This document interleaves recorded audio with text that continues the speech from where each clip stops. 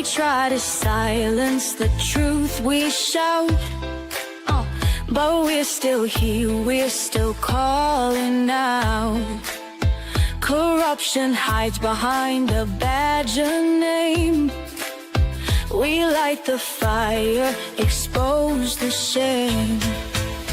We're justice seekers, we'll fight the fight for every voice lost in the night. My life mattered is the cry we sing for the ones they tried to bury within. It's just us, we're a movement wide. Together we rise, won't run nor hide.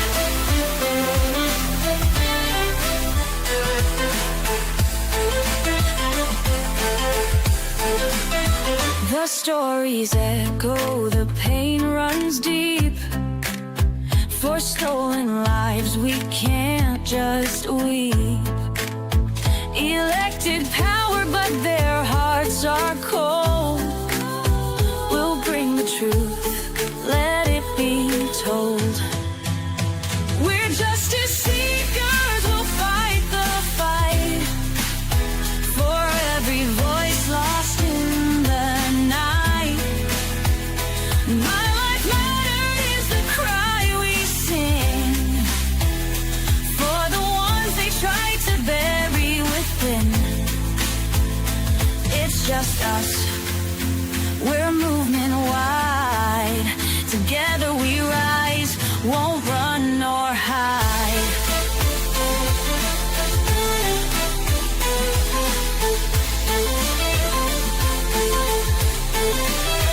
We're justice seekers, we'll fight the fight.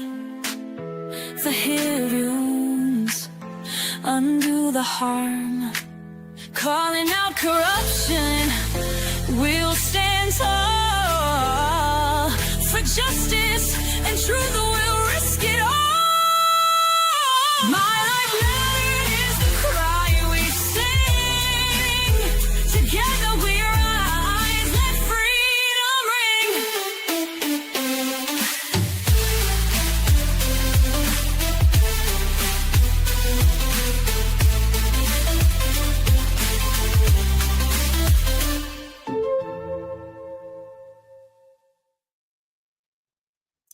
Good evening, justice seekers and social change warriors. Welcome to another episode of Calling Out Corruption on Thursday nights. I am your host and founder of Social Change Warriors, Catherine Page. I welcome all of you back. Thank you to all of our loyal subscribers and our loyal advocates. You mean the world to the families that we are standing for, and you mean the world to me, because this is not easy business that we are dealing with, and we all need to support each other, and we support the families and stand with them, but we need support too as the advocates. So I welcome you all, and I thank you all for being here and for joining and subscribing and caring about the victims that we are currently standing for and advocating for, and checking over their police reports and helping the families look for anything that we can find that was missed, and pushing the police along in this journey to find justice for their loved one who was unalived at the hands of someone else. It is tragic what we are seeing in the last, since August, the families that we are standing for and what we have seen and heard, the voices of the families. It just breaks my heart. And when I write with them, and it just, you can feel the pain, you can feel the horror of what this has been like for them since they lost their family member.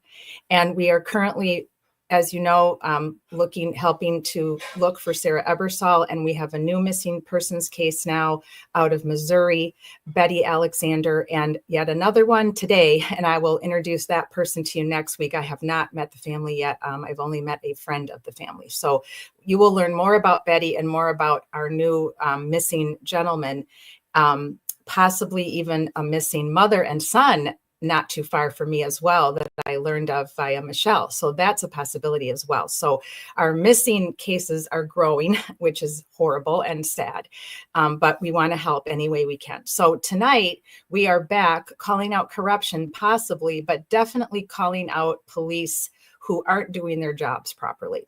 it's not always going to be corruption on Thursday night. Sometimes it's just going to be shoddy police work or missteps, things that should have been handled differently or better, or we're on a slow boat to going nowhere with an investigation, right? So we want to figure it out and find out, why is this case taking this long? Why is this person still not getting justice? Friday nights, we are meeting to go over currently the Karen Reed trial 1, and we're looking at all the witnesses, and we're asking 3 questions of those of you that come on Fridays. Did the witness lie? Did the person tell the truth?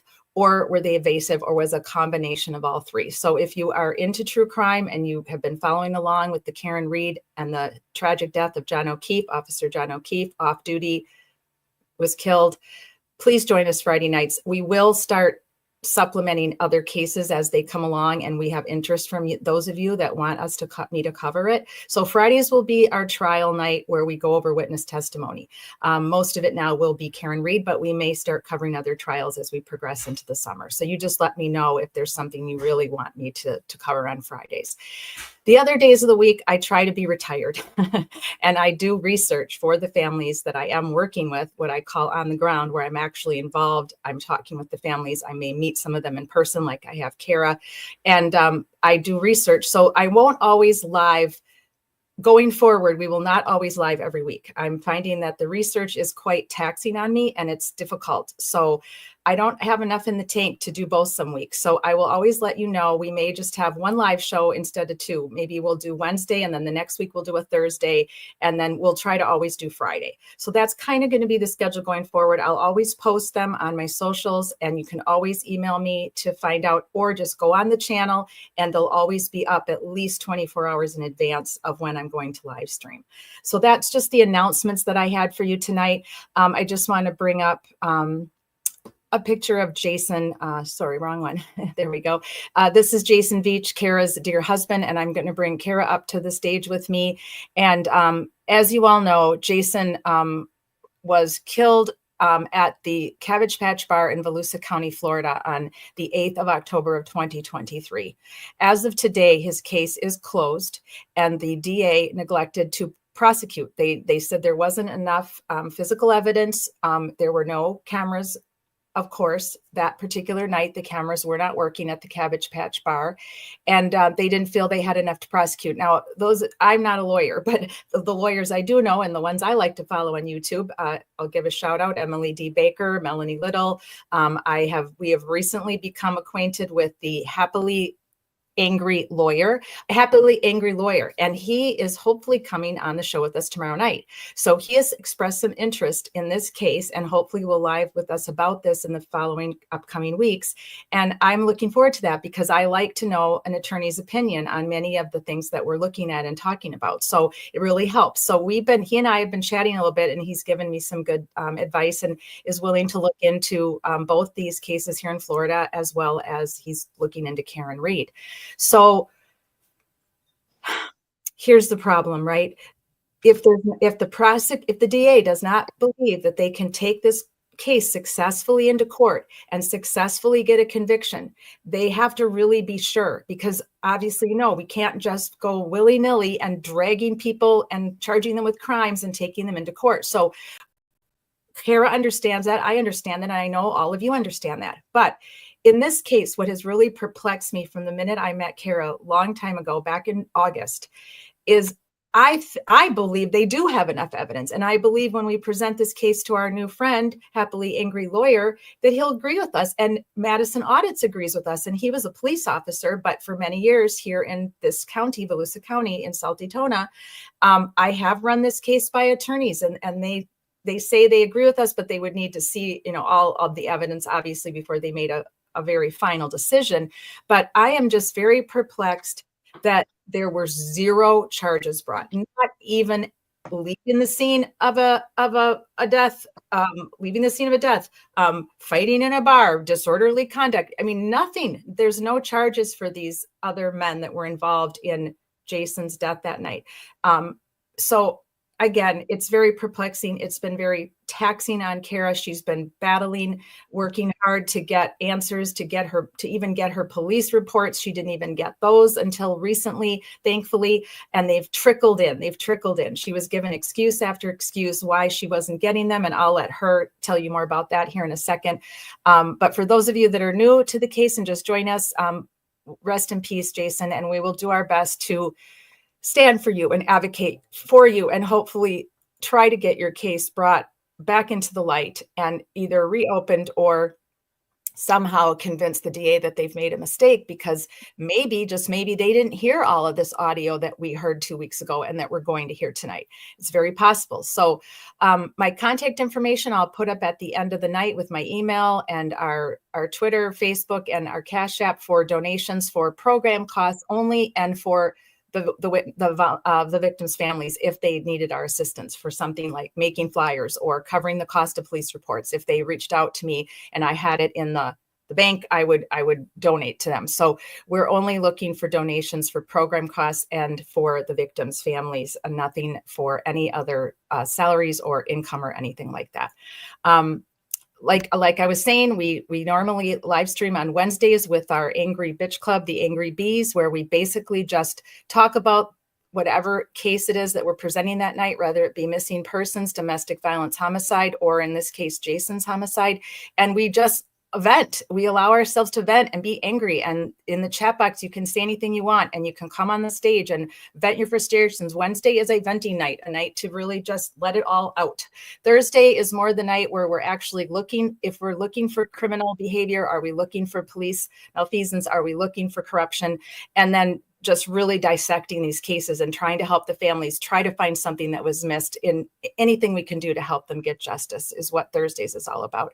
And Fridays, of course, is the Friday Night Lies, where we're covering currently the Karen Reed case, where we look at the witnesses and determine if they're lying, evasive, or uncooperative, or if they were telling the truth. So that's what we're about, Social Change Warriors. We are advocates for victims and their families, and I welcome you, and I thank all of you for being part of our movement.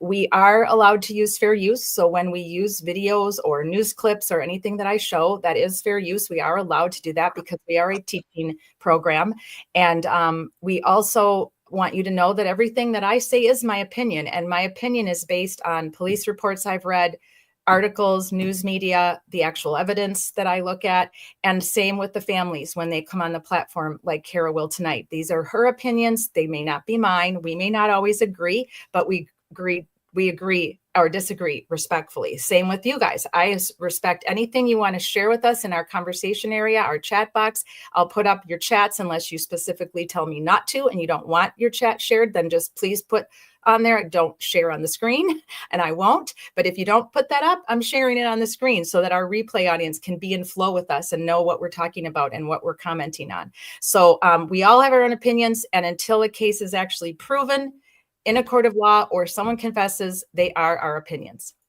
So for Jason Veach, that's what we're all about, and that is what we are continuing tonight. If you're interested to know the entire backstory and to hear the other audios that we played 2 weeks ago, please go into our library and you will find all of the live streams that Kara and I have done together about her dear husband, Jason. And please go on the replay, make any comments. If you have questions, I'll email you back. I'll reply back on the live streams.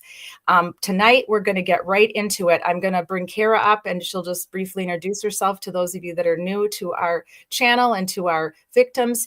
And then we're going to bring up the audio of one of the men who held Jason down in the bar, Michael Beerley, and we're going to listen to his detective interview. And then I'll stop it every few minutes because it's going to be very difficult for Kara. She has already listened to this one, where in past weeks she hadn't listened. We were listening live together.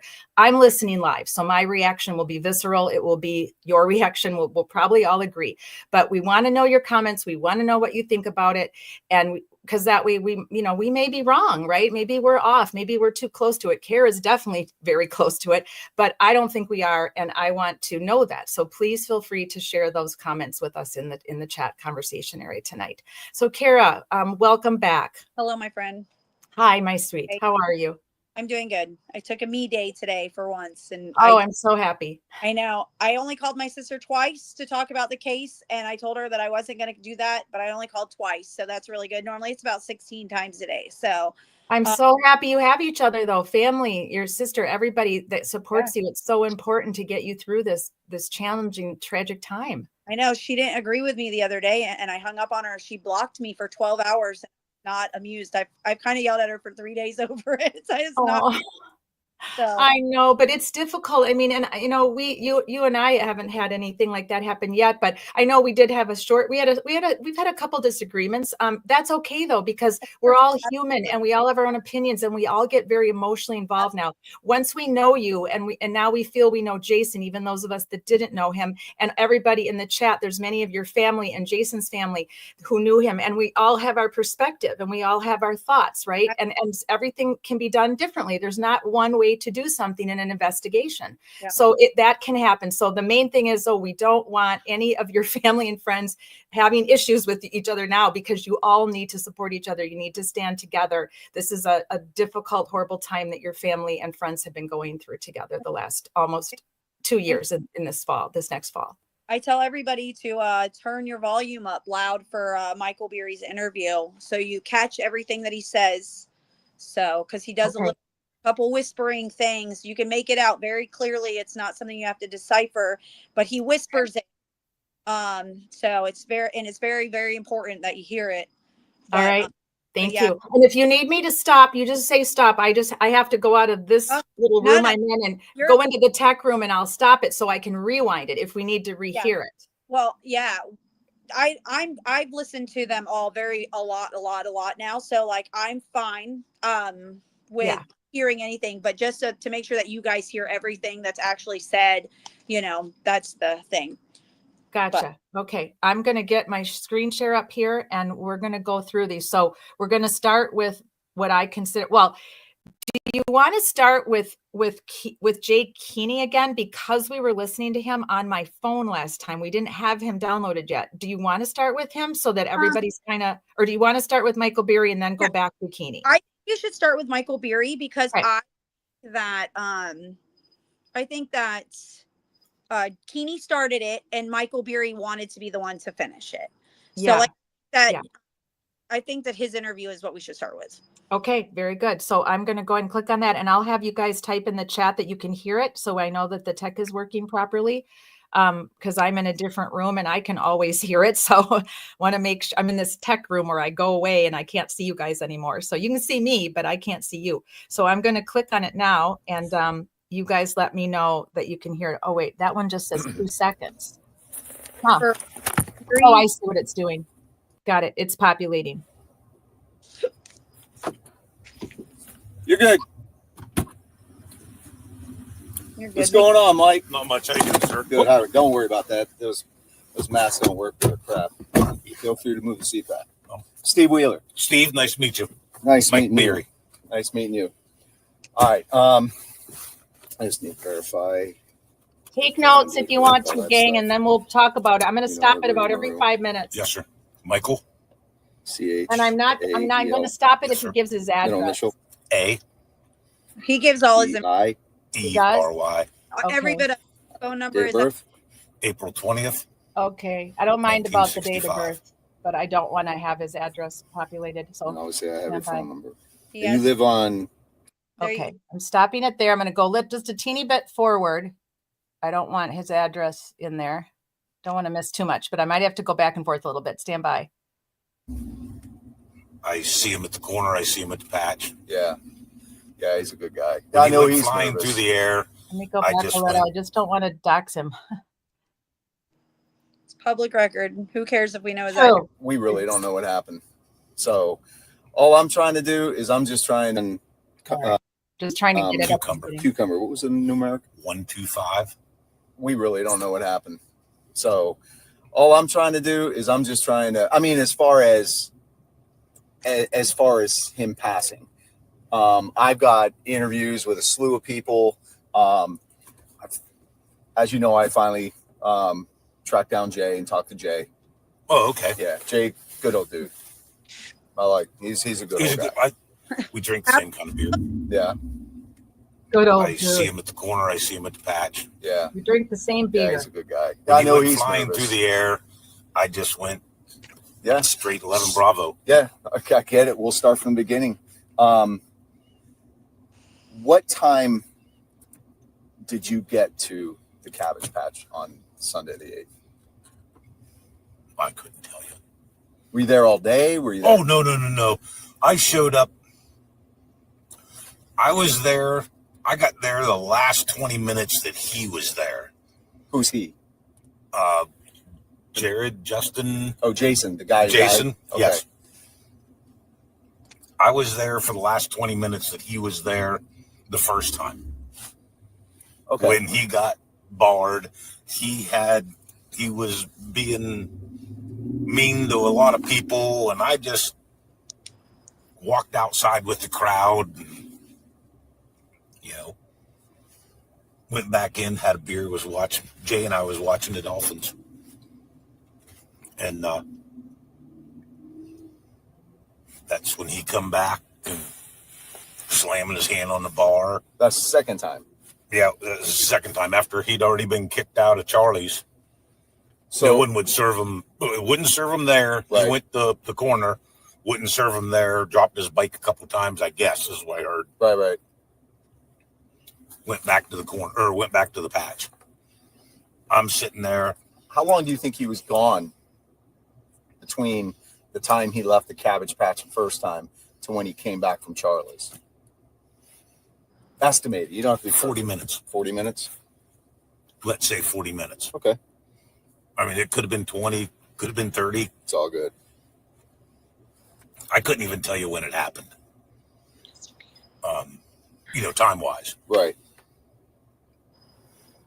I mean, it was 7, 8 o'clock, something like that. Okay. That's really strange for me to be out, especially on a Sunday. Yeah, no, I get it.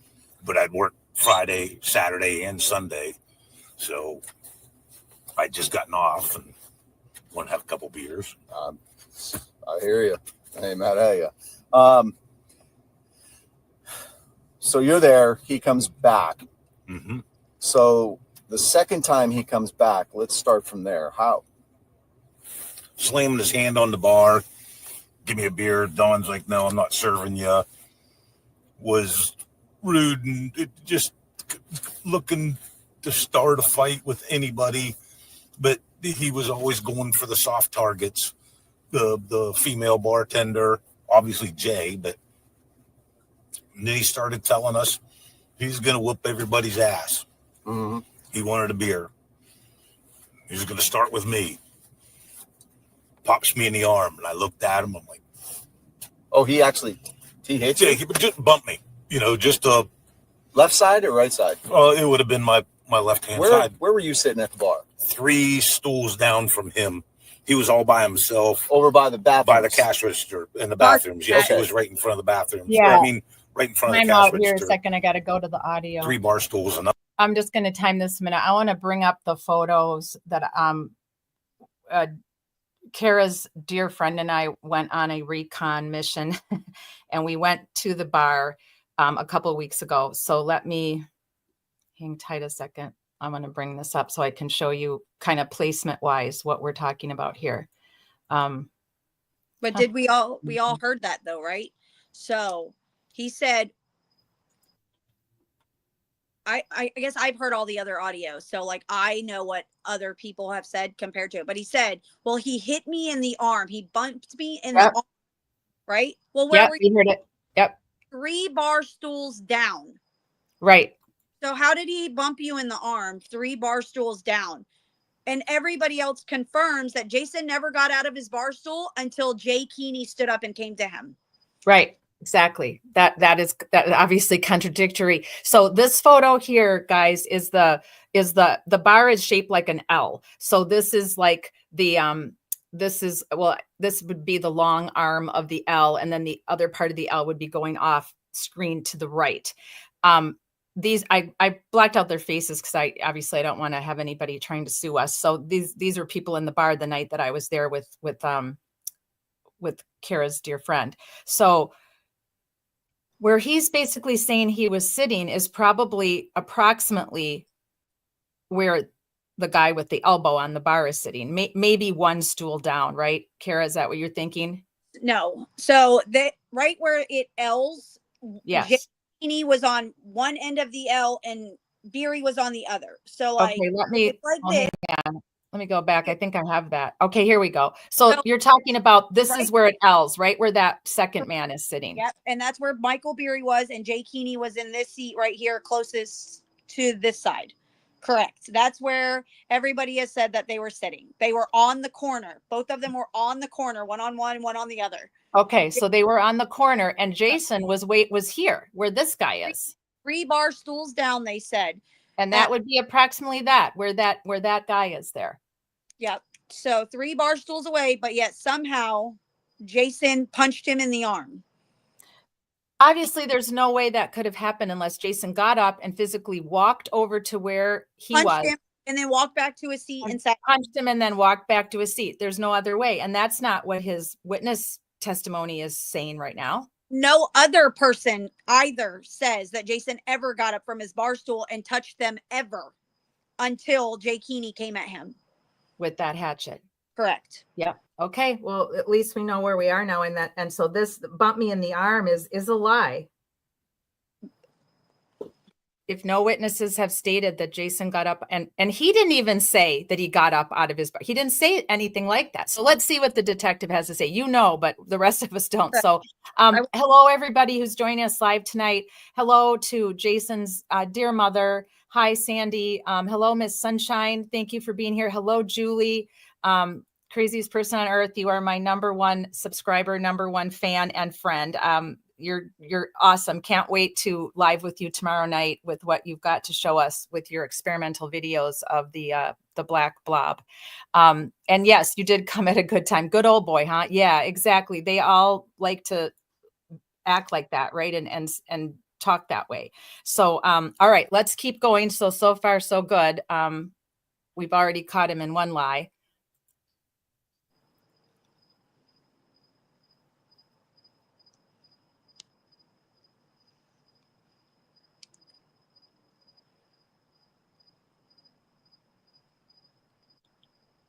It's not playing. So he's saying that the hatchet man was to his right. So he's the guy here and hatchet man's this guy. Kat, we can't hear it anymore. Oh, sorry. Let me take this down. I forgot. Hang on a second. I got to take this off. Sorry, guys. I have to remove the deck. I forgot we can't leave the deck up when we're talking, when the audio's talking. So stand by.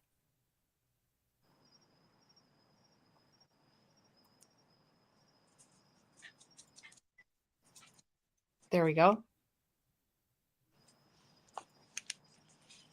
I'm going to rewind it just a little bit. Fight with anybody, but he was always going for the soft targets. The female bartender, obviously Jay, but then he started telling us he's going to whoop everybody's ass. Mm-hmm. He wanted a beer. He's going to start with me. Pops me in the arm, and I looked at him. I'm like, oh, he hit you? yeah, he just bumped me. Just Left side or right side? it would have been my left-hand side. Where were you sitting at the bar? 3 stools down from him. He was all by himself. Over by the bathroom. By the cash register in the bathrooms. Yes, okay. He was right in front of the bathrooms. Right in front of the cash register. 3 bar stools, and I'm sitting here. Jay to your right? Corner, Jay's to my right on this side. Wait. That doesn't make sense to Kara. I got to stop it. Sorry, guys, but this is what we're doing. We're picking this thing apart. That doesn't make any sense to me. He just said right by the bathrooms. And I don't think there weren't any bathrooms over there as far as I remember. When you walk right directly to your left, there's doors right directly to your left are the bathrooms. To the left of where these guys are sitting? Where Jason was sitting, they are directly to his left, right? Like right walk in the door is a bathroom.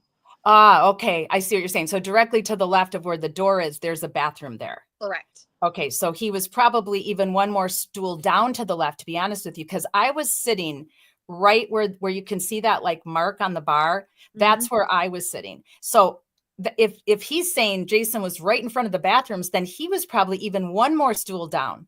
Other witnesses says that he was on the very last bar stool, the very first one at the bar. Other witnesses say there's two people at one. You have to remember, well, again, you haven't heard it yet. Right. Two people were sitting next to Jason to his right. So for sure, there are bar stools in between him and Michael Beery, for sure, because two people were there. And well, eventually, I can guarantee you, I was sitting in the one immediately to the right of this man with his elbow on the bar. Then the other face that I have whited out, that was another bar stool, and then there was definitely another one on the other side of that. So that's three or four bar stools away. How is he supposed to bump him in the left arm? I don't know. Yeah, but thank you for clarifying where the bathroom was, because that I wasn't. I did not see that. So I'm glad to know, because I want to make sure that he's not lying about where Jason was actually seated. But he was definitely way more than an arm's length away from him. And 100%. Yeah. Okay. All right. Back we go. We'll go for about 5 minutes and then we'll review.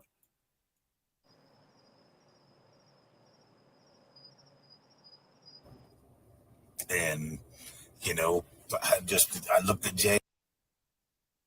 Redacted. Uh-huh. Pause it. I can tell you what he says. Good. I'm sorry, not to keep making you. No. This is what we're doing. Don't be sorry. It's just us. And we are here tonight, just us doing this, because this is important. And it doesn't matter how many times we stop it, Kara. This is all good stuff. If any of you need me to stop and rewind in the chat because you missed something and you need it, tell me to just say, Kat, stop, rewind, and I will. It's all good. This is a team effort tonight. So it's not made up. The sheriff department's records, unredacted, Michael Beery's statement, because I went in there kindly showing I was kind about it, but I was very assertively explaining to them that they had already violated the 911 caller act. They've already told us who the 911 caller is. It's in Brian Martin's audio witness statements. The detective came to my house and told me Dawn was the 911 caller. We all know that. So any other redactions in Dawn's report is her calling 911. So this is what Michael Beery is saying. And it's very important, or at least it's important to me. This is what it says. He said that Jason had poked Mike. This is from the report. Sorry. And Mike said he told Keeney that Dawn had already called the cops. He had told Keeney that Dawn had already called the cops. So that's what he is saying right there. So he was making it known. Jay Keeney knew that the cops were on their way. Michael Beery knew that the cops were on their way. The people playing pool knew the cops were on their way. It was known. So that's what that redaction is that he was telling Jay Keeney, Dawn already called the cops.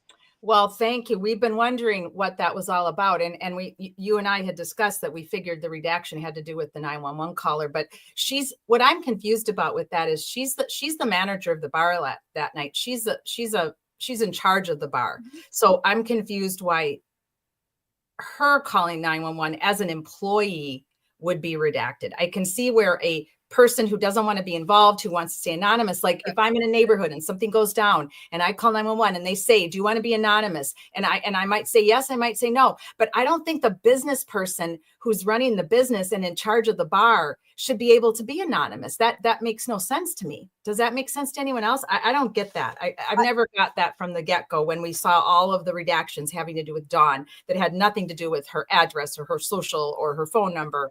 And so now we know that it has to do with them stating that she had already called 911. Correct. Which makes it, in my opinion, makes it worse. Yeah, because they knew the police were on their way. Damn right they did. And Jason had no weapons on him. He didn't show any weapons. He didn't threat with weapons. Correct. He had mouthed off that he wanted to, that if he didn't get a drink, he was going to beat people up or whatever they are saying. He said what words he used. I don't know for sure, but he didn't do it. He hadn't. This bump on the arm, I don't believe it. I don't buy it. And so he hadn't struck anyone. He hadn't gotten up and started pounding on anybody or punching anybody, slapping anybody. It was all verbal. It was all a verbal altercation, and they knew the police were on the way. Correct. And from all the other witnesses that it wasn't directed at anybody. It was to anyone, if that makes sense. Like, I'm not condoning I don't condone Jason's behavior, but again, when we get to more interviews later on, you'll hear like the people say that I didn't pay him any mind. Like he wasn't bothering me. He was just a drunk person being loud. I think 80% of them all say that. Yes, we heard that 2 weeks ago when several of the witnesses basically just said, I just ignored him. I went about my business. I was just watching the game. It wasn't that big of a deal to me. He was just being a loud drunk. I didn't. Half of them say they didn't hear him say anything at all until Keeney came back in. Keeney had stood up and started screaming at Jason, and that's why they started arguing. Right. So again, but continue. We'll get to him. We'll get to him. So Miss Sunshine says it would have to be 4 if he says Jason was sitting alone. Right. 4 bar stools. Exactly. Nothing about this makes sense. Miss Sunshine says, so par for the course. Yeah, absolutely. It's just not right. This whole thing is just not right. And it'll continue to get more not right as we go. So away we go back. Next thing I know, he's up, and as I'm getting up, I'm going to rewind that. We missed the beginning. That was my fault. It's tricky going back and forth, but it's important to do it. So, there we go. Oh shit! I'm gonna go grab me a water. Whip everybody's ass. Mm-hmm. He wanted a beer. He was going to start with me.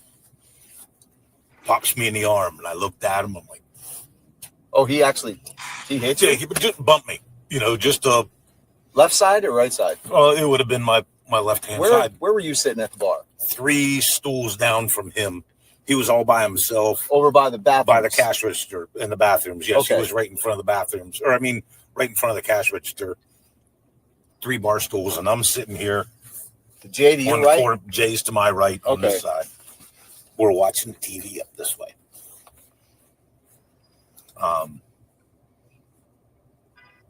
And I looked at Jay.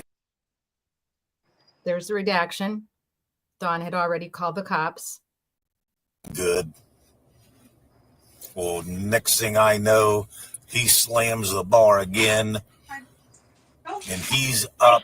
And as I'm getting up, I got a fake hip and 2 fake knees. And a fake ankle and only half a foot. So I'm not like really limber, jump around. Yeah, I get it. And when I went to get up, I rolled this way to get up off the bar stool. That's when I saw Jay flying in the air over the top of the pool table. Mm-hmm. Hits the ground, slides back, bounces off the wall. He's underneath the pool table. He spins around like he's going to come towards me. Jason. Yes. He thought that I was going straight at him in the center. I went right on over to my left, would have been his right arm. The minute I'm throwing the bar arm on him, and I cranked it up, the 2 young men that were shooting pool buzzed behind me. He does the same identical thing the one does in the hat. Bar arms him, and his buddy climbs up and was trying to throw a chokehold on him. And I looked at his buddy and I said, "Sit." And we both, boom. That kid couldn't have been 160 pounds. The other kid that had the bar arm. I don't know. I've never seen those kids before. I've never seen them since. Was one of them wearing cut off? I think so. Okay. One had curly hair and one had a ball cap and straight hair. Okay, so the one with the cutoff, was he on the side or the back? I couldn't tell you cutoff. I couldn't. I knew the curly haired kid. Was he the one up on top? Yeah. Yeah. Okay. I knew he didn't have a chokehold. He didn't have a lock on him. Not at all. Couple things. Okay, first thing is that's not true. That can't be true at all because when did your buddy go get his hatchet, and when did your buddy come in and slam the hatchet on the bar where the mark is clearly on the bar? Right. You're leaving out, Mr. Beerley, an entire portion of what happened. 100%. He said that. He also says that Jason threw Jay Keeney and turned around to attack him. And not one other person says that. Jason and Keeney went to the floor together. They went to the floor together and they jumped on Jason's back while they were on the floor. And they all say that Jay Keeney squirmed out from under Jason while they were pinning him to the ground. So not true either. Right. I mean, he lied right out of the gate because he completely left out the entire portion of where Keeney got pissed, went out to get his hatchet, 100%. brought it back into the bar, swung it at Jason and hit the bar. There's a clean mark in the bar, which we have in our photo slides here.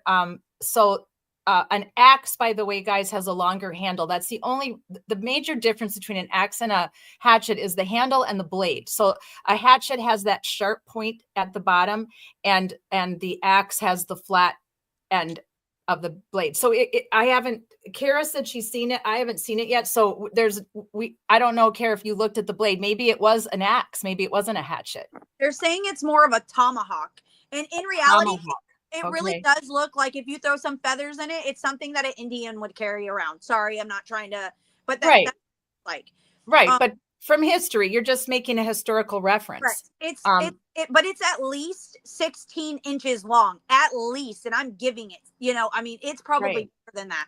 So it's something in between an axe and a hatchet, apparently. Yeah. And we'll look at the pictures of it next time we meet. But this is the mark that it left in the bar. I took this photo myself.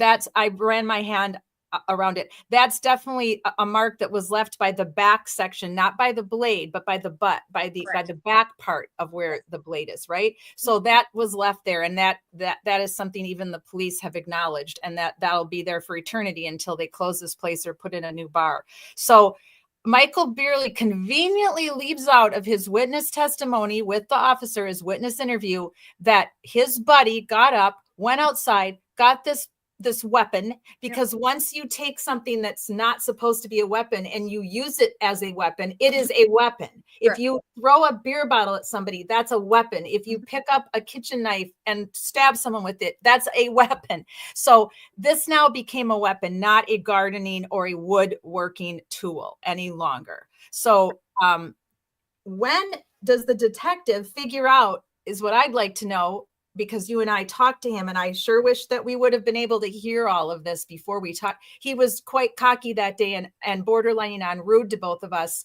And I was overly nice to him, because I wanted to keep his favor and have him help us figure all this out.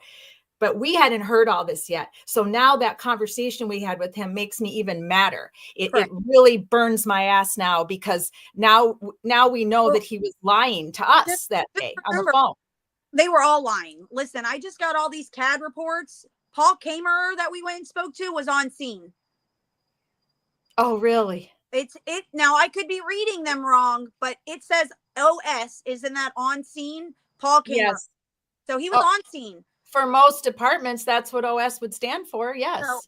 So, but remember, so of course it makes me even more mad too, because didn't I ask Detective Steve Wheeler, why didn't you do these follow-up questions with people? Including him. Where's the follow-up questions to ask how this all makes sense? Right. But he doesn't do that because he needs it to fit his narrative. Right. And that's what he wants. Well, of course, and that's what's been happening with a lot of these cases that I've been following, and you've been following some of them with me. They need their narrative to be met so that they can handle the case the way they want to handle it, and just to hell with ethics, to hell with doing the right thing, to hell with truth.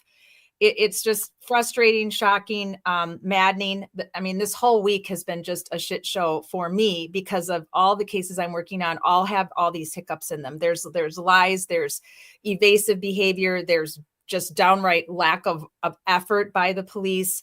The families are grieving and are frustrated, and I'm frustrated for them. And it's utterly disgusting. I mean, none of this should ever happen. That our police departments in the year 2025 and our governments should be just fine oiled machines. Everybody should be so hyper trained and so good at their jobs. Bad, dirty cops, bad government, people that are in it for the wrong reasons. We should have systems for weeding them out as quick as possible. We can't prevent every travesty. We can't prevent every dirty, nasty thing from happening, every corruption, but we can certainly try to cut it in half, right? Nowadays, we have the ability to do that. So that's just makes it even more egregious and frustrating. You just made the If you want to talk about cops not doing their jobs, you just wait, because the body cam footage shows how Volusia County did not do their jobs. And I'm going to be right back. Give me 1 second. Okay, very good. Julie says, here comes the victim. Pour me excuse for why he came back after he retreated. Yeah, only we haven't finished listening to Keeney yet, because we only got halfway through him last week because we didn't have it uploaded to my system and we were listening to it on my phone. We're going to go back to that one here in a little bit. Miss Sunshine says, hasn't he been the only one to say that Jason grabbed Jay and threw him around? Well, Jason grabbed Jay, but Jason absolutely grabbed Jay, but Jason didn't grab Jay until he was assaulted with a hatchet. Exactly. So he wasn't he didn't initiate it. Jay Keeney did. Every other witness says Jason didn't stand up off his bar stool until he was assaulted. So no, Jason grabbed Jay Keeney. No two ways about it. Absolutely 100%. And he slammed him to the ground. Never mind. But yes, he absolutely did grab Jay. There's no two ways about it, but not until after he was assaulted. Right. So he was defending himself. So what I had said today when I was asking my questions that I asked when I put this up on Twitter and on Facebook to let everybody know we were going to meet tonight, my questions are, why were they assuming that these particular individuals, Jay Keeney, Michael Beery, the other two guys that held him down, why were they assuming that they had the right to Florida's stand your ground law?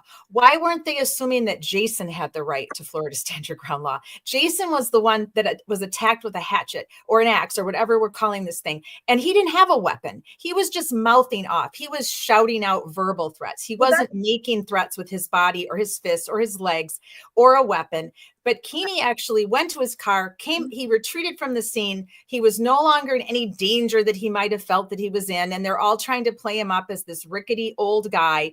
And that could be the case. He very well could be a rickety old guy. You know, when you get in your late 60s and 70s, a lot of us have new knees and new hips and all kinds of things going on. But he was safe. He was outside of the bar. He was no longer in Jason's preview. Jason did not follow him outside the bar, yelling, shouting threats at him. Jason remained in the bar. Now Keeney is safe. He's outside. He is no longer a participant of an actual, person that's allowed to use stand your ground law, in my opinion.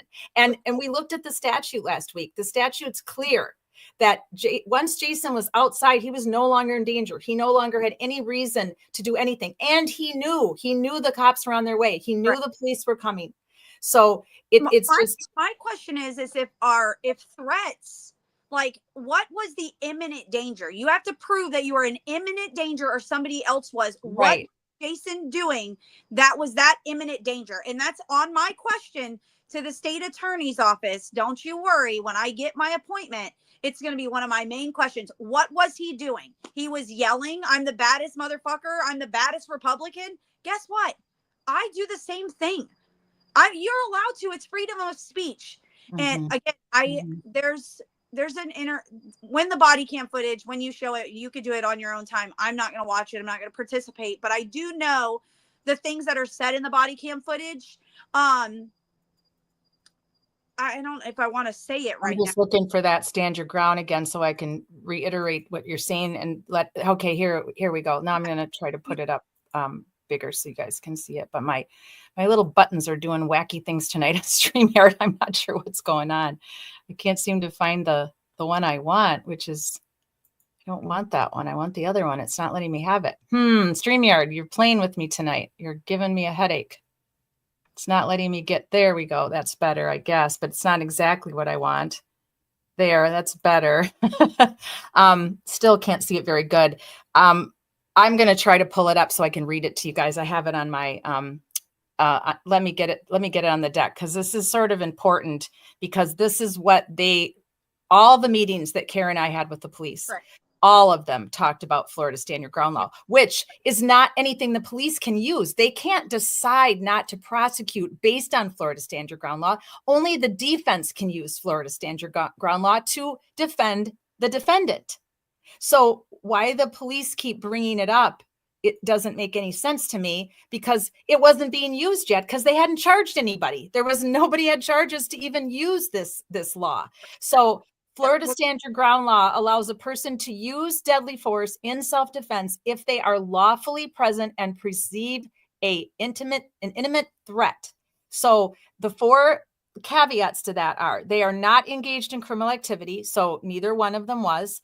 They are in a place where they have a right to be. They both had a right to be there. Here's where it gets iffy. They reasonably believe it is necessary to prevent death or great bodily harm to themselves or another. Now they're going to claim that because Jason was shouting, "I'm going to kick your ass, I want my drink," that he was being threatening. But he wasn't threatening death.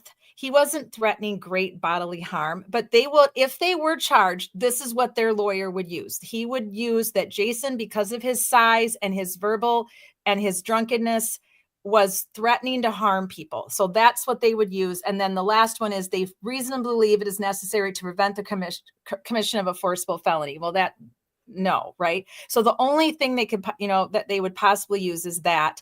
But Right. again, Jason had- hadn't, it was all verbal. He didn't have 7 a weapon. other people that said they were ignoring him because he wasn't bothering them. That Right. he was being loud and drunk, and that they weren't paying him any mind. Even the bartender, her exact words are, "Well, he was mouthy with me, so they wanted to defend me." He wasn't speaking to them. He was yelling at her. I think I guess it bothers me how they're trying to tie in him from earlier in the day with this.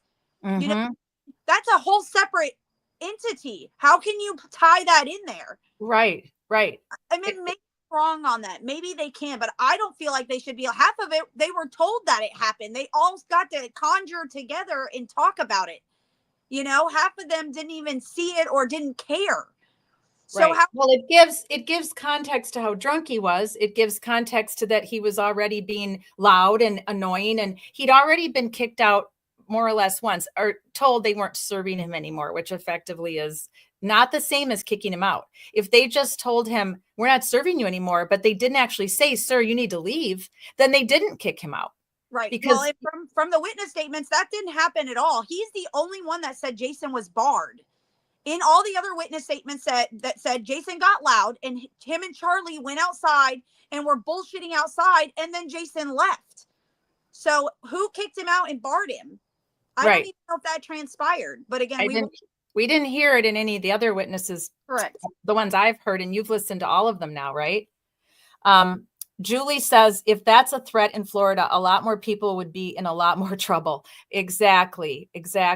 And Miss Sunshine says, right, Jason didn't start it though. Right. He didn't start anything but his own issues. He had an issue with the bartender cutting him off because he was so drunk. That was his issue. And then if anybody was like yakking at him, like it sounds like these guys started to do, then they involved themselves, right? Because they wanted to play defender of the bartender, it sounds like, right, Kara? Yes. And, they sit around and they talk about, "Oh, well, he didn't seem that drunk." But then they all go on about how many shots they gave him. Right.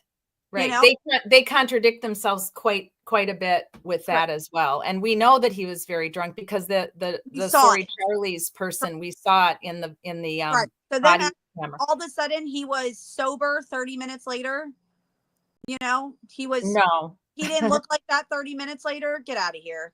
Because his alcohol level would have still been on the rise. So because of the most recent alcohol he drank just 30, 40 minutes ago. But, the opposite effect would have been true. He would have been getting drunker for a while. Yeah. And they all got to sit and talk together, which again, and for everybody, I don't make this up. This is not my opinions. I have proof of that. I have the body cam footage of all of the witnesses sitting at the same table hanging out. They actually allowed people that were not there to come into the scene and hang out with the witnesses, which I didn't think that was allowed at all. It's not allowed. You have to separate witnesses immediately as soon as you arrive on scene, and you have backup coming with you to a call like this. So you all have a job to do. One of you has to contact the complainant, the 911 caller. One of you has to deal with whatever's happening on the scene. If it's a CPR, whatever it is, the other one has to deal with separating the witnesses, clearing everybody away, making sure no one else comes in. These you're trained to do all this. So when it's shoddy police work, either you suck as a cop or you're doing it on purpose. Like what we believe in the Karen Reed situation is that the cops sucked on purpose. They did that on purpose. They did not do that that wasn't shoddy police work. That was purposely done to be shoddy so that there would be no good evidence. And in this case, it just sounds like really not well-trained officers that responded to this call. Yeah. At all. So Miss Sunshine says, I suspect Jay was suffering from liquid courage and thought he would show Jason he could be a bigger, badder ass. Sure, of course. Yeah, I think so. And I think that's all of them were doing that at the end. Yes, Julie, just like Canton, big witness party. Exactly. Same thing happened in that case. They let the witnesses talk. They let the witnesses meet at the house. I mean, so much terrible, bad police procedure, which I think was all part of the frame up. And in this case, I think it might just be really bad training and terrible mistakes made by the officers 100%. That day. Because there was obviously no reason for any kind of corruption at the beginning of that call. It was handled badly from the second that the first officer contacted Jason at the Sorry Charlie's. Correct. She should have arrested him for drunk driving. He would have never gone back to the Cabbage Patch. Yep. If she had done her job properly and used her discretion properly to arrest someone that was clearly on a motorcycle, clearly drunk driving, either make sure he gets in a cab and leaves, or make sure he calls a friend to come get him, or arrest him. Those were her only three choices. Letting him go was a colossal F up. And I don't understand how they can say she did nothing wrong. Your right at discretion doesn't give you a million choices. It gives you only choices that protect the individual and the public. Yeah. That's just simple. That's just law. That's law enforcement. Mm-hmm. And Miss Sunshine says, no, now don't forget they said he wasn't that drunk. Exactly. I didn't know they measured intoxication in those terms. Exactly. And then who are they to say that? Are they alcohol counselors? I mean, the only people that are sort of trained to kind of detect how drunk someone is are bartenders. That's where they go to bartender school. I was a bartender. I was a supervisor at a bar when I was in college. You are trained how to detect if someone's been overserved.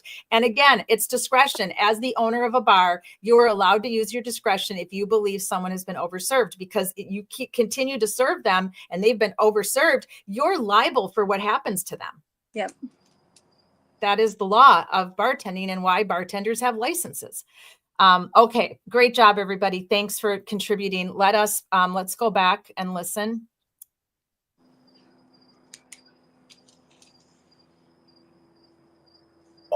I want to focus on that. How was the hold? Was his arm underneath his chin, or did he just like wrap around his upper chest? His chin was here, and he was trying to lift at the same time, and he had his arm like this. Jason's chin was on the right bicep of the guy? I want to... No, really, it wasn't. It was straight down. It was straight down. So he tucked his chin in like this? Yeah, he went down like that, and I think all he was doing was choking on his chin. Okay. I mean, I couldn't tell. I mean, I got this bar arm and I'm sitting, I throw my legs out and I rock my weight on them. I did that. So go ahead. I'll let you finish. And as soon as the cop came over and touched me on the shoulder, I guess those other two were already up. I mean, that's when I grabbed it and sat down. I don't remember anything after that until the police officer touched me on the shoulder and said, okay, let him go. I'm here. When I did that is when he went his last breath. I mean, I know that. I can feel it. Okay. The person's last breath. That sucks. Listen. I know. God, that sucks. I've done it before. I know. And it seems like it follows me. So. Pause it, Kat. Yeah, I will. I'm just making notes. Hang on a second. So when you had the arm bar, you sat straight down? Yes, sir. Okay. And you never moved from there? No, sir. Okay. So that's, I mean, obviously, our deputies have BW. They have body worn cameras. So, okay. Yeah. Actually, I didn't know. I didn't picture you. I pictured. Okay. So he lies multiple times in this. So does Detective Wheeler, lies to him. And blatantly ignores a lot of things, which I didn't hear while I was just listening to Michael Beery, but he actually whispers to Detective Wheeler when he is explaining the armbar and explaining how to choke somebody. He whispers to Detective Wheeler, I know how to do it. That's what he said. I couldn't hear it, but where was that? Was that It's just right a minute, before just a he second ago? So it's right before he talks about how he felt the air go out of Jason's lungs, which is also, again, I have the footage. Sorry, Sandy, to talk about it. It sucks. I know. I'm so sorry, love you, everybody Sandy. in I'm the sorry. chat that are family and friends.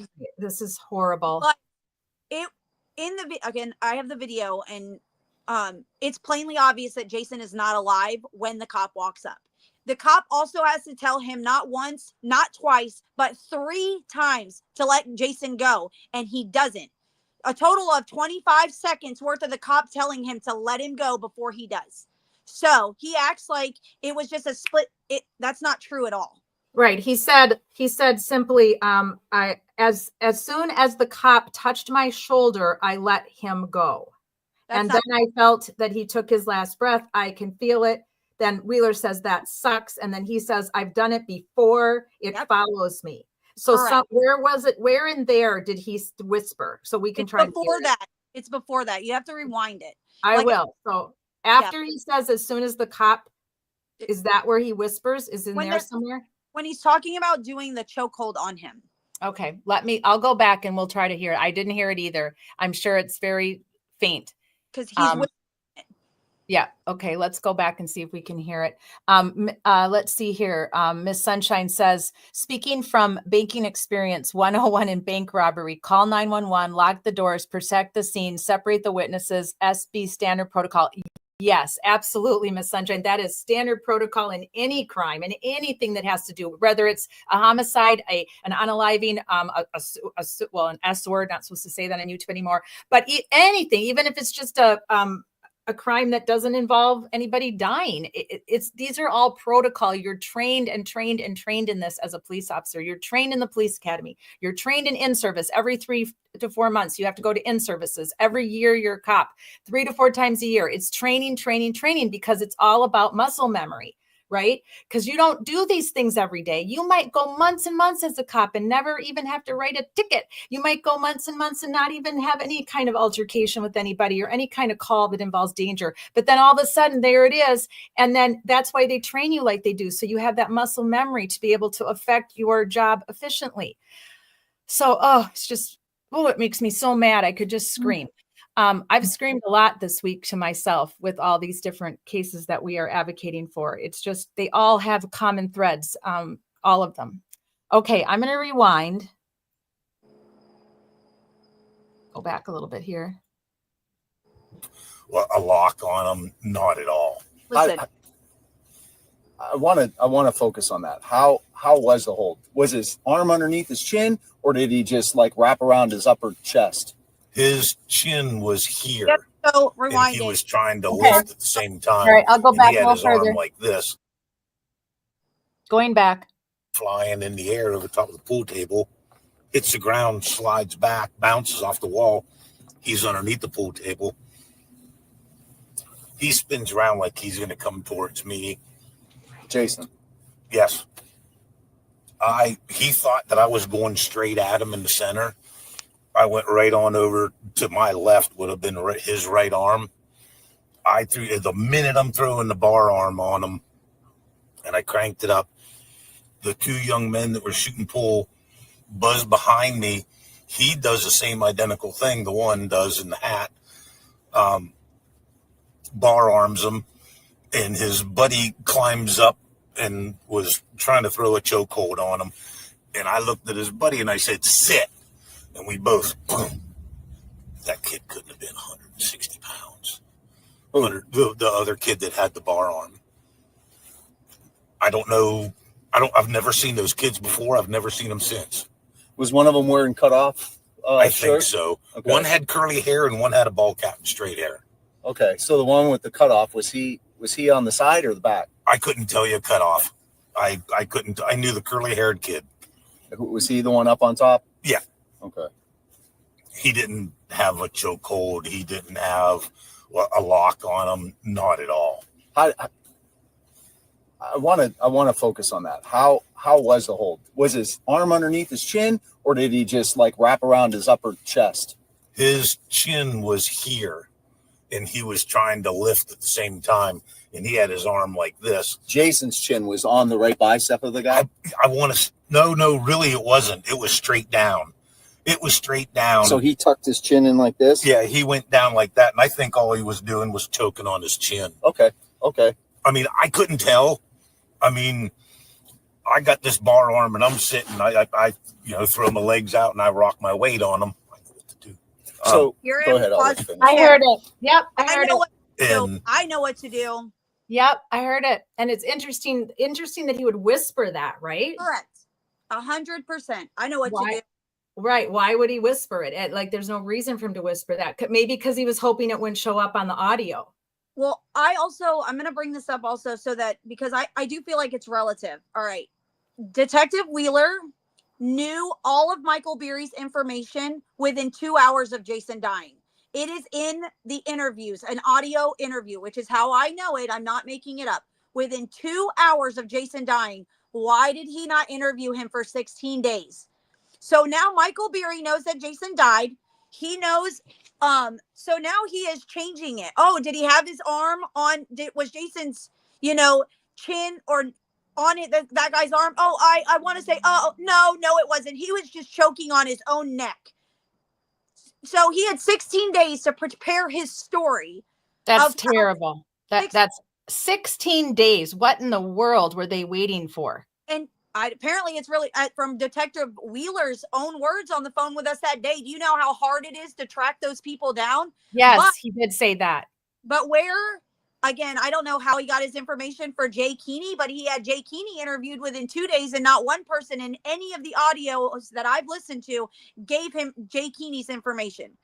But he had Michael Beery's that night, and it took 16 days. And you also heard him when he walked up and said hi to Michael. He said, well, you already know I talked to Jay Keeney. How does he already know that? You gave him 16 days to chit chat. Yeah. It's just, it makes zero sense. I wish we would have been able to hear this before, because he won't take our call now. There's no way. I felt really lucky that Wheeler even took my call in the first place. I was stunned. I didn't think that anybody was going to take my calls, because I'd left many messages for several days.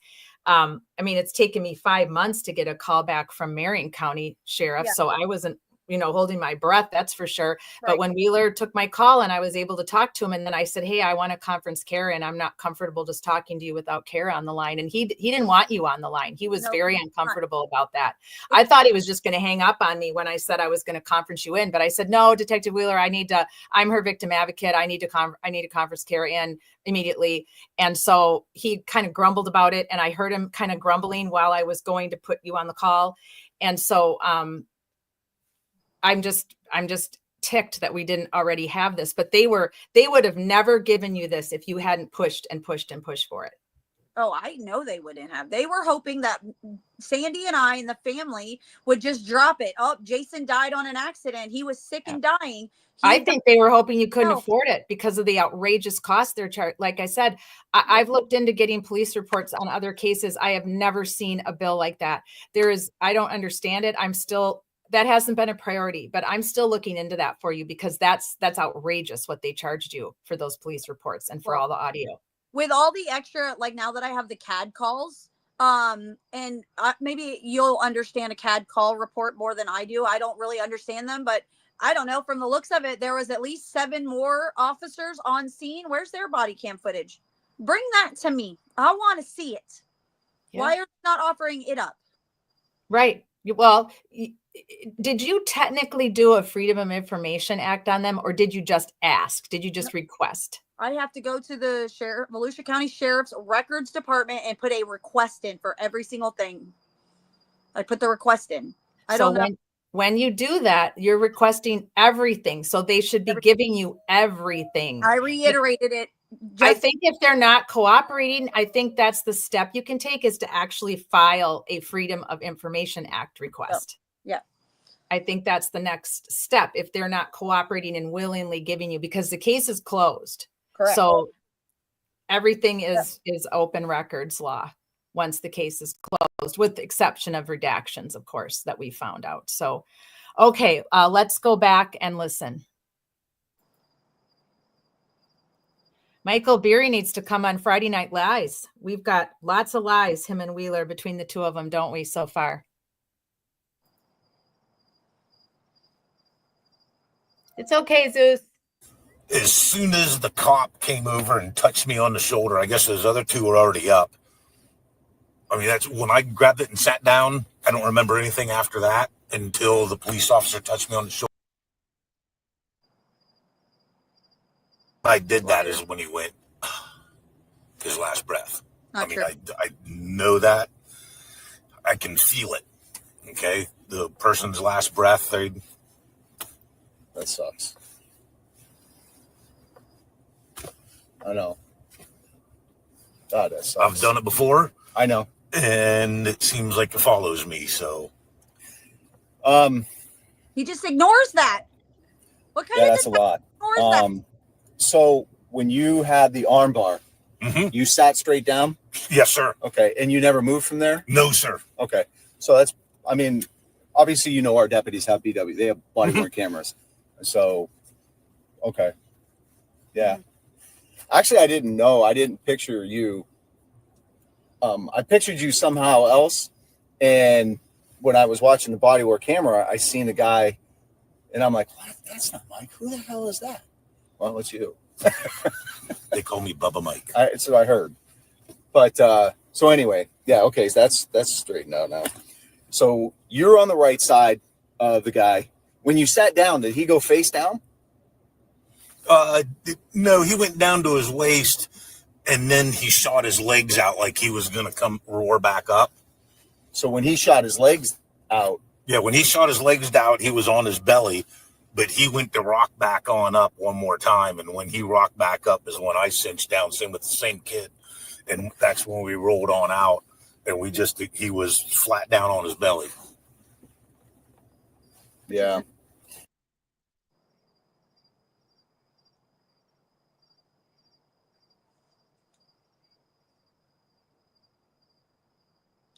We can't hear you. Sorry, guys. I muted because Lucy was crying for his papa who's out in the garage. I want to know if you guys are hearing what I'm hearing, but Michael Beery knows fighting terms. Yeah, everything he's using to describe this are terms that most of us have no freaking clue what they mean, right? He's from the military and the army and trained in infantry. Mm-hmm. He's a trained killer. Yeah. Yep. But a lot of these terms are just used, by people who do a lot of, fighting, whether it be, just for fun because they like to fight and they get in the ring and they box or they do ground fighting. But he knows all of the terminology, which I found that, I picked up on that right away. And I'm sure all of you guys did too. So anyway, I just wanted to stop it because when he said, we the bar arm and the chokehold and we rolled out and we had him pinned and, he knows how to describe a ground fight. Perfect. Mm-hmm. And that was. Did he hit the floor hard? Do you recall? No, he was picking me and the other kid up. He was fighting. Oh, yes, sir. I'm 285. He literally I was coming up off my feet. Oh, he was bigger. He was 315, I think. A lot better shape than me too. Younger. Did you see any injuries on him? No, sir. Okay. If there was any injuries. So I will tell you, I watched the camera from the deputy. When he came in, I seen how you were positioned. Mm-hmm. And I seen how you had a right, pretty consistent to what you just told me. And he wasn't moving at that point. No, sir. And you heard him take it's just his lungs expressing. When I got up was when his lungs went, his body, he might have pooped his pants then. Okay. All right. Because it's that force sorry. and all that adrenaline. I'm sorry. And then I let it go and all that blood that was held up in his arms. So he hit you first. Well, he bumped me in the arm, but it's still an unwanted touch, right? Yes. Okay. So Did he? How did he pick up? Listen to Jay? Wheeler trying to. I have no narrative. idea. I'm watching the football game and I see him get up. And as soon as I see that, I roll this way to sit up. And that's when Jay was flying in the air. No, So he threw that's Jay? a lie. Where's the Did hatchet? he grab Jay How again about after why that? No. We had a hold of How him did by it then. happen from 3 bar stools down? And not only that, but where's the hatchet? When did Jay hit? Jay's now on the ground. He Jay's doesn't do that. under Jason. Jay sneaks out underneath and leaves. So Yep. when did Jay leave the mark on the bar with the hatchet, Michael Beery? When did that happen? He says he didn't see it because he was getting out of his chair because Jason had grabbed Jay. So somehow Jason had walked around Michael's side, Bullshit. walked all the way around him, grabbed Jay, brought him back to where he was sitting, let Jay hit the counter, and then threw him on the pool table. But he was sitting right next to Jay, Hatchet Man, and Correct. he didn't see any of that. No, and But everybody else saw the hatchet. Jay Keeney said he had the hatchet on him. So how did you not see it? The whole time, the 18-inch goddamn fucking hatchet, 16 to 18-inch hatchet. How did you not see it hanging off at his waist? But other witnesses said he went to his car and brought it back into the bar. All the witnesses say that. Everybody said they saw him get up, go outside, and come back in with it. And let me tell you guys, these written statements that we have, these summarized, they summarize them for a reason. Because if they had wrote the real thing out, it looks bad. All of them, everybody that saw him leave and go get the hatchet, all say the same thing. He came back in like a wild man, like a crazy person. He ran inside with intention. That's his exact words. He ran inside with intention to Jason, right up to Jason, and put it to his neck or hit him with it or slung it. They all say the same thing. He went and got it and came back in like a crazy animal. Does that sound like somebody that's scared? Not only that, but how does Michael Beery not see that? How does he not witness any of that? He saw it. He had 16 days to forget. Yes, of course. This is just a blatant lie. And Wheeler has already interviewed a lot of people. He already knows what happened. So Yes. why is he not stopping him and saying, "Stop lying, you idiot. I've already interviewed multiple people and you're lying to me"? Why doesn't he? That is a great question, Kat. Why doesn't he? Why doesn't he follow up with, wait, so you said he punched you and you were 3 bar stools down? How did that happen? Right. He get up, he Instead, he makes this comment about unwanted touch. Like he's trying to he's trying to come up with like a statute that covers Michael Beery. Correct. Right. He's trying to cover Michael Beery's ass. That's what he's doing. He is making it, it was an unwanted touch, right? He came and hit you. He's like, no, he just bumped me, but it was unwanted. It was unwanted. He is feeding him that. He literally fed him that. He's putting words in his mouth and he's using the law term of unwanted touch. It's utterly inappropriate and ridiculous. But what he's doing in these interviews. Any questions of how to redact that or whatever the word is to contradict it? Like, oh, how'd he punch you from fucking 3 bar stools down? You have a 6-foot gap in between and all this. How's that happen? Mr. Beerley, how is it that you're leaving out that Hatchet Man was outside, and if he didn't go to his car to get the hatchet, he went outside to take it out of his belt. Maybe he didn't want to take it out of his belt in front of everybody.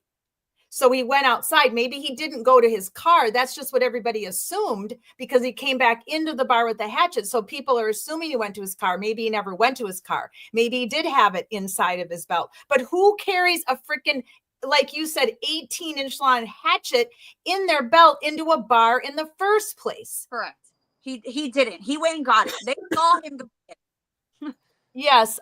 Thank you, Angie. It does sound like he's bragging disgusting. I'm so sorry. Yeah. Earlier I put up Miss Sunshine commented to us that it felt like he's bragging when he's describing the situation. He absolutely is bragging. And Barbara says, definitely Miss Sunshine. And of course, Kara, yes, absolutely. And thank you, Angie, for contributing to our conversation. We appreciate you. Angie says, these detectives, from what I've heard on your previous lives replay, should be a case study for confirmation bias and tunnel vision. It's absolutely terrible. Oh, yes, Angie, thank you for bringing up that bias, confirmation bias. Absolutely. That happens a lot in law enforcement investigations. And we have it ourselves, right? We walk around with it every day. We just don't always realize it. And so these kind of internal biases that we're not even really aware of. And sometimes we are aware of them, and then we work hard not to allow them to come out into the forefront. But the way this detective interviews is insane to me. And when Madison Audit was with us 2 weeks ago, he was just floored by the interviews we listened to last time. The way it's one thing trying to be conversational when you're interviewing people, to try to make them feel comfortable so they don't feel at threat, right? And and you want to make people feel comfortable so they'll talk to you, so they'll tell you the truth. That I don't have a problem with his conversational tone, but what I have a problem with is that he feeds information. He shared medical information that we listened to 2 weeks ago that you should never be sharing with witnesses or potential suspects. I mean, these guys are not witnesses. Right. They are the perpetrators. They are the potential suspects, the potential individuals who could be charged with a crime. They're not just your witnesses like the other people that he interviewed. It's just unacceptable on every level. Yeah, prime example of Wheeler and his again, to fit his narrative and his biasness. He Daniel, the friend that was with Jason,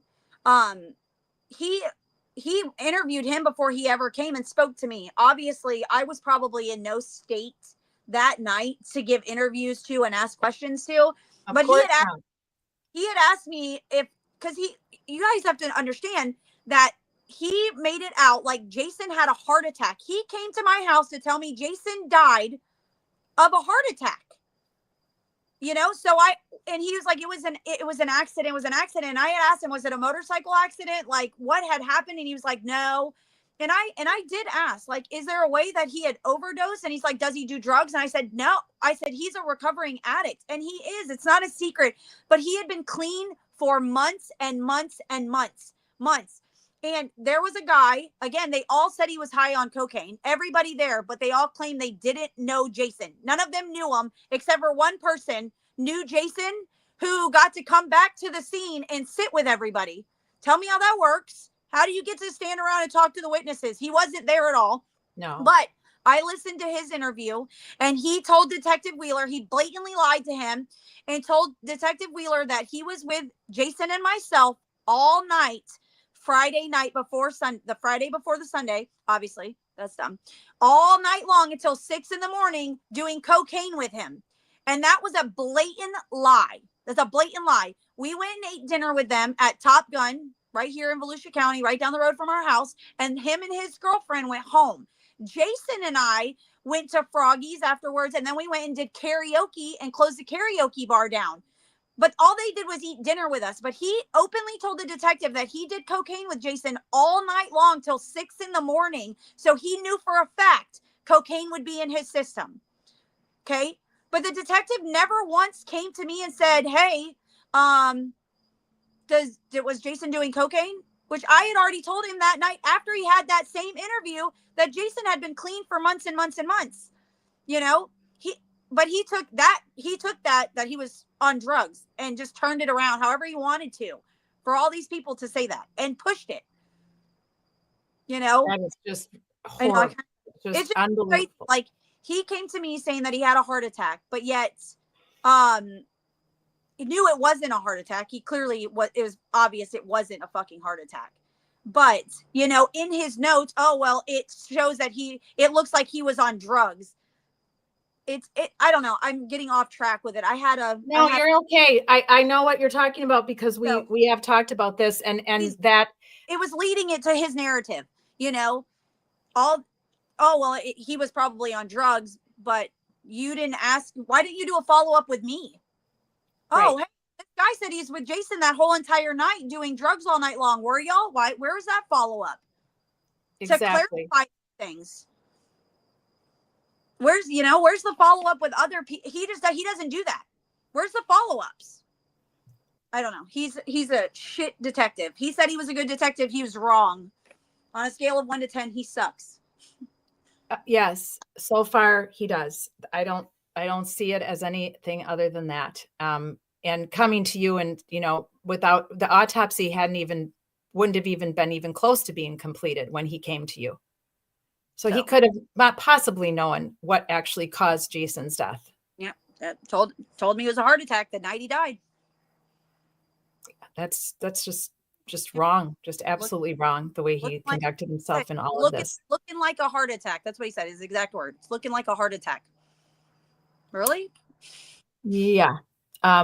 Miss Sunshine, you're frustrated because he was writing the story before any of the facts were corroborated. Yeah, absolutely, Miss Sunshine. That's right. It's very frustrating. It's just despicable and so wrong and so against police procedure in every way, shape, or form.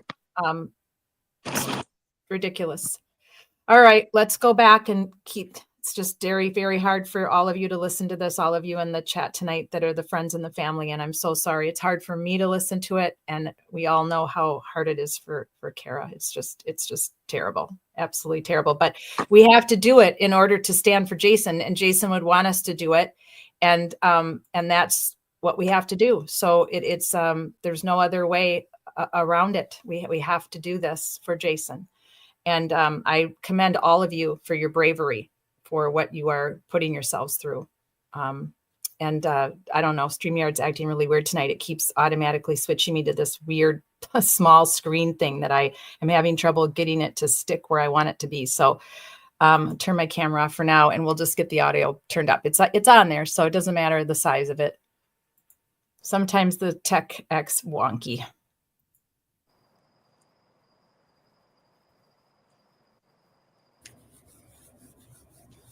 What caused him to do that? 8 Jaeger bombs in a row. Okay. That's just what I had heard.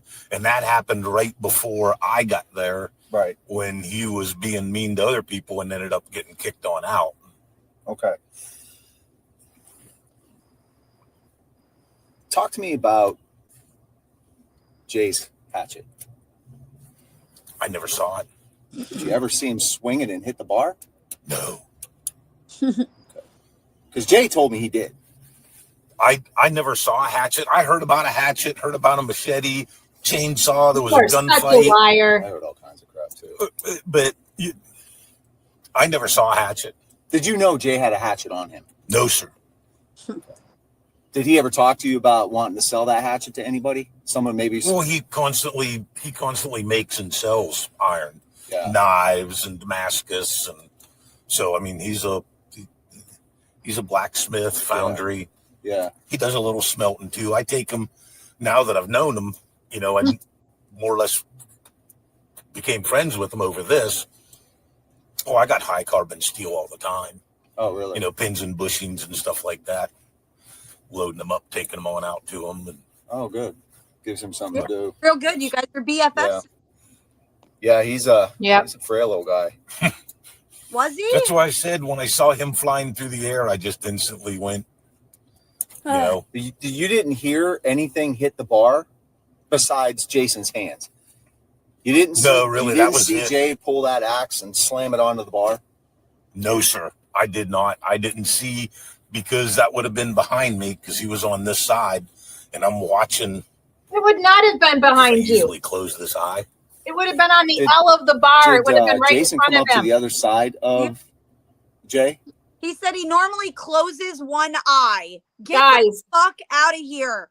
Guys, that's totally insane because wait, we showed you the layout of the bar. They were sitting on the L, and where the mark on the bar is where Jay Keeney hit the bar with the axe is to the left. It would have been right to his left. It was not behind him. He's an absolute liar.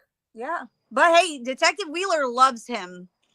Freaking believable. This makes me so mad. I'm gonna be up all night. Prior to him tossing him, or no, I don't think so. I don't think so. All I said, like I said, I saw him get up and go behind me. He was 3 bar stools down. I'm sitting right beside Jay. Next thing I know, I'm spinning around this way, seeing Jay fly that way, and rolled on out. Grabbed his arm, boom. Again, that cannot be true because the other witnesses said that he went outside and came back in with the hatchet. So who's lying? Who's not telling the truth? Right? Well, we know. Again, I don't even know how his statements count after 16 days of being able to, how do they even count for anything? Exactly. And But why in the Fuck. world, if a That's man is I- dead, right? A man is dead. Why does it take you 16 days to interview one of the key witnesses who participated in holding him down and was friends with the hatchet guy? It is just unbelievable. And I'll tell you, people better get disciplined over this when we're said and done. I am not leaving this case with you until we know that people have been disciplined, because this is disgusting. It's disgusting.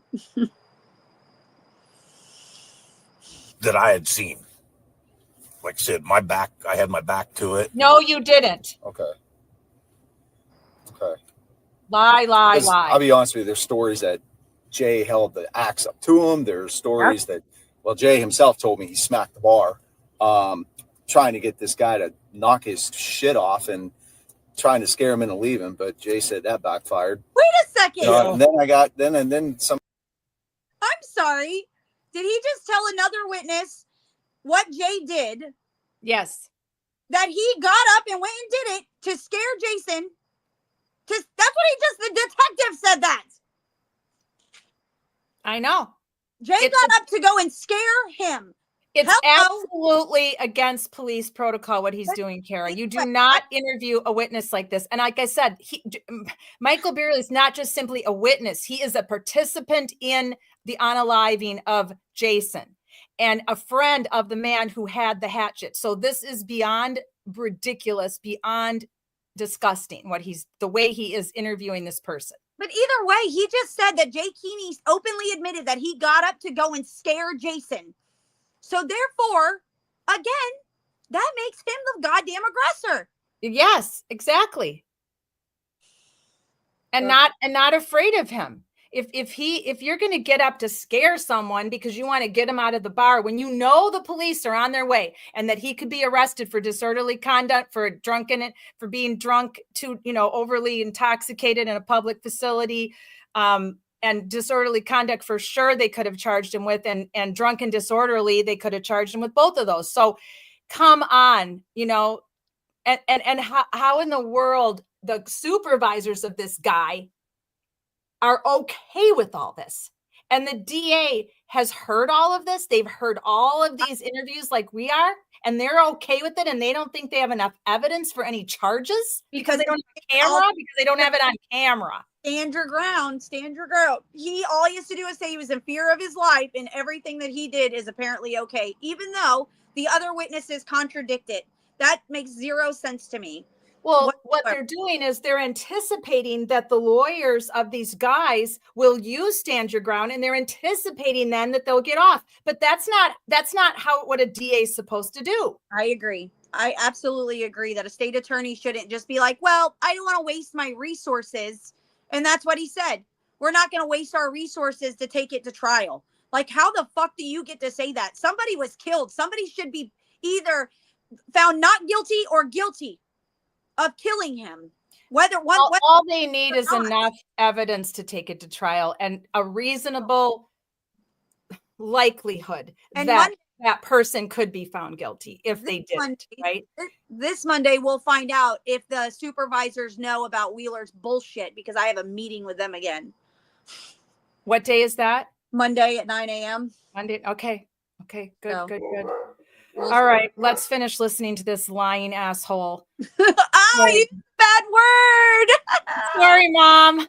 I always tell my mom I won't swear on my YouTube channel, but sometimes it is necessary. It is absolutely necessary. And I have to show you guys this hat that I used for Friday Night Lives, because the lying was insane last week, and it'll be insane. Not so much this week, because I don't think the kids in the trucks lied. But this hat is my friend Tiger's hat. She's a beautiful musician, by the way. And she let me borrow it for Friday Night Lives, and I have to give it back to her soon. But this is the hat I'm going to use. I won't say any swear words. I'll just put it on for the rest of the show.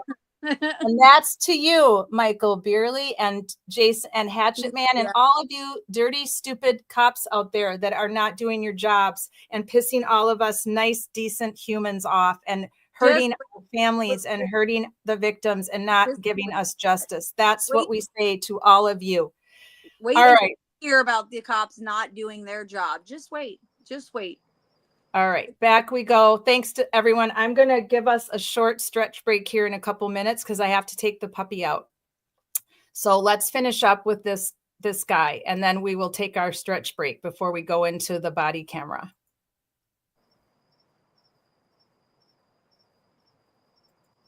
Somebody told me that they actually saw Jay hit him with the axe, but I never saw any of that.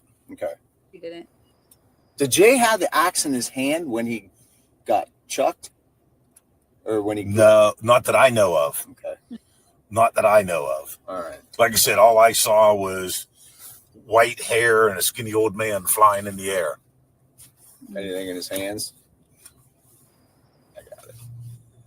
Okay. It was...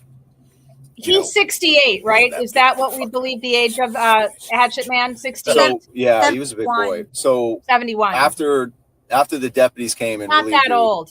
I'm sorry, but in this day and age, 71 is I not know old. that the one I know guy with the cut off 71-year-olds shirt, he got that in run and started helping marathons. with CPR. Did you just leave? Yes, sir. I'm just going to go back. Sorry, guys. I know I did not. 71-year-olds I didn't run see, marathons. because that would have been behind me because he was on this side, and I'm watching because I usually close this eye. Did Jason come up to the other side of Jay prior to him tossing him, or No, I don't think so. you I don't think so. All I said, like I said, I saw him get up and go behind me.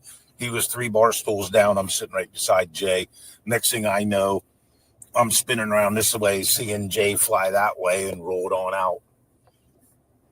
Grabbed his arm, boom. There was no that I had seen. He just changed Like I his story. said, my back, I had my back to it. And okay? Yep. That's why I wanted to rewind. I just wanted to hear that again. Because I'll be honest with you, there's stories that Jay held the axe up to him. There's stories that, well, Jay himself told me he smacked the bar. They're not stories. Trying to They're get this witness guy to statements. knock his shit off and Fucking idiot. trying to scare him into leaving, but Jay said that backfired. You know, and then somebody told me that they actually saw Jay hit him with the axe, but Jay said he hit him with. I never saw any of that. okay. Did Jay have the axe in his hand when he got chucked? Or when he... No, not that I know of. Okay. Not that I know of. All right. Like I said, all I saw was white hair and a skinny old man flying in the air. Anything in his hands? I got it. Okay. It was, and then that big motherfucker. I mean, he's huge. So Did you hear yeah, him he was a big whisper? boy. So after He was huge. after the he deputies says. came and He relieved, whispered it. He went big something mother effer, and then he said Big old motherfucker. He's huge. He's huge. He's taller than Jason and Right. 30 pounds lighter. Get the Right. fuck out of here. He's the same fucking size. right. Not even 30 pounds. I wrote down the weights. It wasn't even 30 pounds at the most, because we don't know for sure. Yeah, I guess 30 pounds at the most, but we don't know for sure that that was his exact. He doesn't know for sure what his exact weight is. Guys never hardly ever weigh themselves. He is 6'5", and he is not skinny. That motherfucker, it was every bit of at least 280 pounds. Yeah, So, he said he was 285, but who knows? He could be Okay, on any 25 given pounds. weekend. He could be 300. Who knows? But it's like it's their size wasn't that big of a difference for. And then he's trying to like accentuate, how big Jason was. Mhm. Yeah.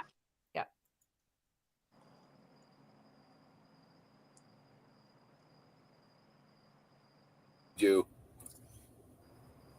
I know that the one guy with the cut off shirt, he got in and started helping with CPR. Did you just leave? Yes, sir. Looked like they had it handled. Yeah. No, I get it. I didn't need. Nobody told you to stay around or anything like that? No. Yeah, there's a lot going on at that moment. Okay. Hmm. You ever see this guy before, Jason? They say I have, but I never had. Not that I remember. Okay. Because even someone showed me a picture of him, and because my friend of mine is a friend of his, and had Talking about Daniel? yeah, had a picture of him, Yeah. and he had a goatee, and I'm like, I've probably spoke to him, Yeah. but not in that element. no. Saying that He doesn't- was never saw him, but I Coors spoke Light to him. drinker, so he'd only have a beer or two. What'd you say, Kara? He said that he didn't know him. He'd never seen him before, but there he just said, I've spoke to him before. Right. I caught that too. I just wrote it down in my notes. Yep.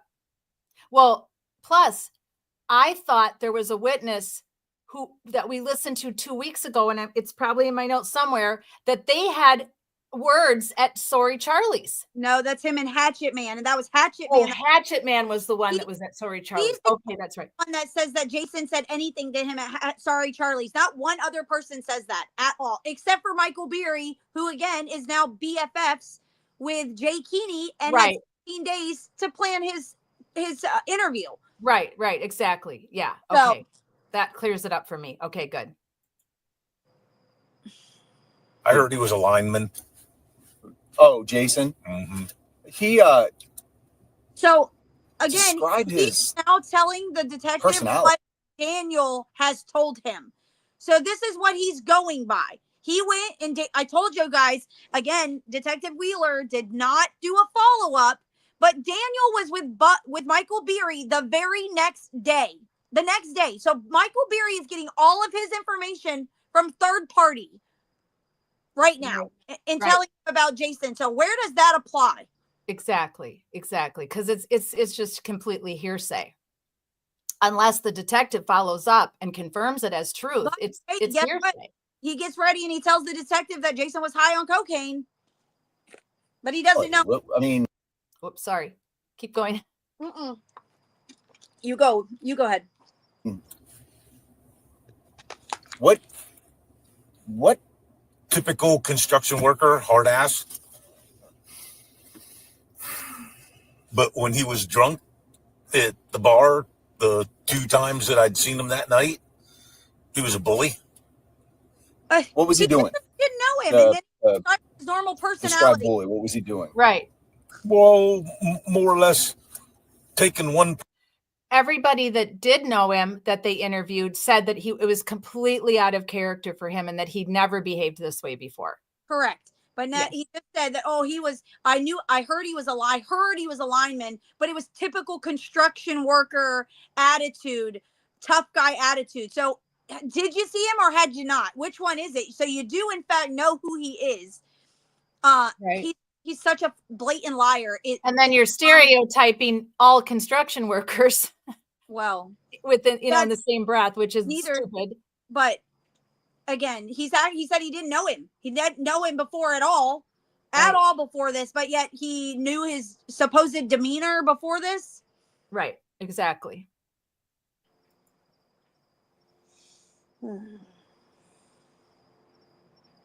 Person picking one person out and then just sat there and was talking to him, but very loudly, hovering over top of his body, and then he would find someone else and do the same thing too. He was looking for soft targets. So he was basically just harassing people. Jason did that. Bar bully. Did he threaten you at all? Did he tell you he was going to kick your ass? Yes. Did he tell Jay he was going to kick his ass? Oh, yeah. He said, I'm going to kick everybody's ass. I'm going to start with you, and then I'm going to him. That's when he came to the bar. Because you are here, Jay's next to you, so he probably was just going to go down the line. Yep. Okay. Let's feed that to when him. he was doing all that, what were these other guys by the pool table doing? Did anybody speak up or get involved? Nope. Redacted. Yep. Of course they did. They redacted all of that. Yep. Because none of them, and they all said the same thing. We ignored him. He was Come just get him. loud. Is he staggering? Slurring his words? Listen. I really couldn't tell you. I don't think he was. No, because he was he was wound up. I don't know if it was from the Red Bulls, the Jägermeisters. But you couldn't. He was slurring his Boger words. Sugar. Who? Go ahead, Kara. Well, it's just he said that, he was yelling at them and threatening them, but you couldn't tell if he was drunk or not. Mm-hmm. But you just got done telling him, the cop, the same exact detective, that Jason was slamming Jaeger bombs. Mm-hmm. But you need to rewind it because here he goes going on about how Jason was on cocaine. Okay. I'll rewind just a smidge here. Stand by. Sorry, everybody. I'll stop interrupting. No, it's you do what you do. You do what you need to do. We can easily start and stop this. I'm in the tech room. I'm just staying in here and I can stop and start it. Kick his ass. Oh, yeah, he said, I'm going to kick everybody's ass. I'm going to start with you, and then I'm going to him. That's when he came to the bar. Because you are here, Jay's next to you, so he probably just going to go down the line. Yep. Okay. He's probably just When he going to was go down the doing all line. that, what He's were these other guys by the what he pool was table doing, doing? not Did anybody speak up or get involved? Nope. And so I want to know why this is redacted. Why is this redacted? I think it's Michael Beery saying no because Dawn was going to call 911. That's my guess. Come get him. Okay, it Is has he something to do staggering? with Dawn. Slurring his words? I really couldn't tell you. I don't think he was. Because he wasn't talking to you. No, because he was wound up. I don't know if it was from the Red Bulls, the Jägermeisters, Booger Sugar. Who knows? Yeah. You don't get Did he to appear to be surmise, sir. drunk You don't get to or guess just if someone's doing Oh, yeah, drugs. he was drunk Yeah. and agitated. He's just one of those, you've met people like that before when they get drunk. They get loud. Did he scream out anything while he was at the bar? Like, I'm the baddest motherfucking Republican in here. Is that what he said? Oh, Yeah, like to that. exact Did words. somebody Yeah. and I'm not trying to get political, but I find it hard to believe that a Democrat's going to hang out at that bar. Did somebody say something About him say, Yeah. there's no Democrats. Well, I know, but I didn't know if And if somebody. they do, they're older Yankees that are old Union people. Yeah. I mean, you've been to the corner. The You've corner is like a soft opening of what the Cabbage Patch is Oh, like. Charlie's? Yeah. Yeah, I've been to Charlie's. I still call it. It was Mike's Corner since 1924. I do remember that. And it was just turned Charlie's not too long a couple ago. of years ago. I'm from up north, so I worked at a paper mill, and so I know the union stuff, and so I get it. Yeah, that's Should go back. And I mean, hey, it takes both sides. But I'm honest, I'm not a Trumper. I'm not even getting into. He would have been a good president if he could just shut his goddamn mouth. Yeah, well, we're not even getting into the politics. I get it, but nobody there said anything about politics or anything to challenge him. No. He just put it out there that he was just the biggest, baddest Republican there, huh? Yeah. So that gives you a right to Not that attack. I had heard of. Yeah, Now no, I there get was an older couple. I couldn't tell you who they were, and I think there was someone else out there. Lady have white hair. Yes. Yeah, I know what you're talking about. Okay. But my biggest fear was, Dawn, and she did him out. She went back in the kitchen. She stayed back there. And then when shit hit the fan, I saw her running out as I was spinning around. And then when I got up, she was there. So I got up, I went over, I finished my beer, set it down, put my card on top, gave the girl $1 for my beer and What were you drinking? PBR. Trying to remember. He just said that he put Bar. You card probably down to finished pay it. for his beer, but Um, Dawn said. yeah, he she- put I think- the Well, there were cash- some beer cans up there. Hang on, let me pause it and for you. stuff, What? and then- Okay, go ahead.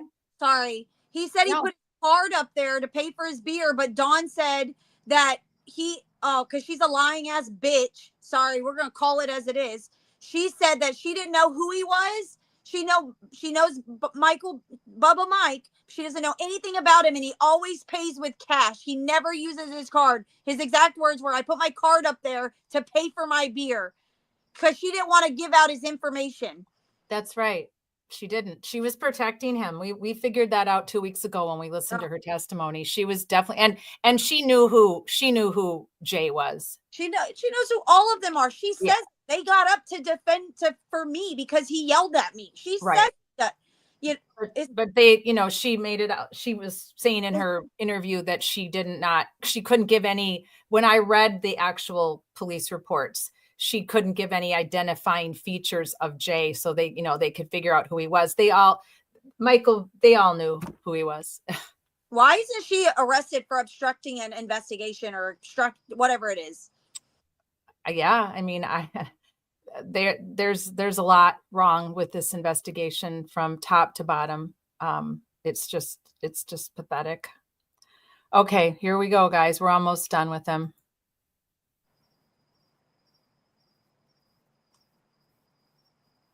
broken But Jay glasses. drinks PBR too. Did you see him smash his glasses? No. Did he smack the bar, Jason, at all? Is he smacking the bar? Yeah, constantly. And I mean, rattling the beer coolers. Yeah, he's a big boy. How was he when Dawn told him no more beer, no more booze, or I'm not serving you?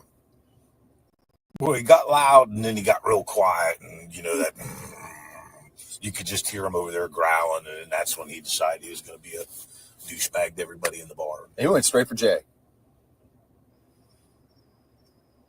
Redacted. Guess so. Oh, I mean, I guess so. maybe he got up and maybe Jay was watching him and he stood Wait up a minute. first. He went I mean, straight for Jay. That's Honestly, not true at all. even if Jay did smack the bar with a hatchet, so That's not true at all. I hate him so goddamn much. Sorry, excuse my language. Oh, Right. He's leading the person he's interviewing again. This isn't court, but you're not supposed to. This is not an interview tactic. You don't feed the person you're interviewing the answers you want them to give you. That's utter crap. And especially when he admitted to us that day that he paraphrases all of his final reports. Well, he paraphrased it to where it made Jason out. His paraphrasing sucks. Yeah, it's For sure. just Because it's utterly crap. yeah. I'm going to rewind this just for a Yeah, second so for sure. I can hear this You need again, to and hear then this I'm going to part. let it roll till the end because we're almost done. I'm rewinding it just enough so we can rehear that part. In the beer coolers. yeah, he's a big boy. How was he when Dawn told him no more beer, no more booze, or I'm not serving you? Well, he got loud and then he got real quiet, and that you could just hear him over there growling, and that's when he decided he was going to be a douchebag to everybody in the bar. He went straight for Jay. I guess so. I guess I so. mean, maybe he got up and maybe Jay was watching him and he stood up first. I mean, Not true. honestly, even if Jay did smack the bar with a hatchet, so what? You know what I mean? That's why I'm curious if because Jay told me he had a hatchet and he was going to sell it to somebody, but You then are he a said he smacked the freaking bar with it. detective, and you But were and telling you never the heard that because that'd be witness pretty that loud. it's There was a no nice. big deal. Oh, it was loud, but That is utterly freaking bullshit. Yeah. That is a move of aggression. You're in a public bar and you're swinging a hatchet at the public bar, and the detective is going to tell the other witness who is a potential suspect, so what? I've never heard anything like this in my entire life. This is utterly stunning to me. If I was a kind of speechless person, I'd be speechless, but I'm not. I'm very, very ticked. it was loud, him slapping the bar. You know what I mean?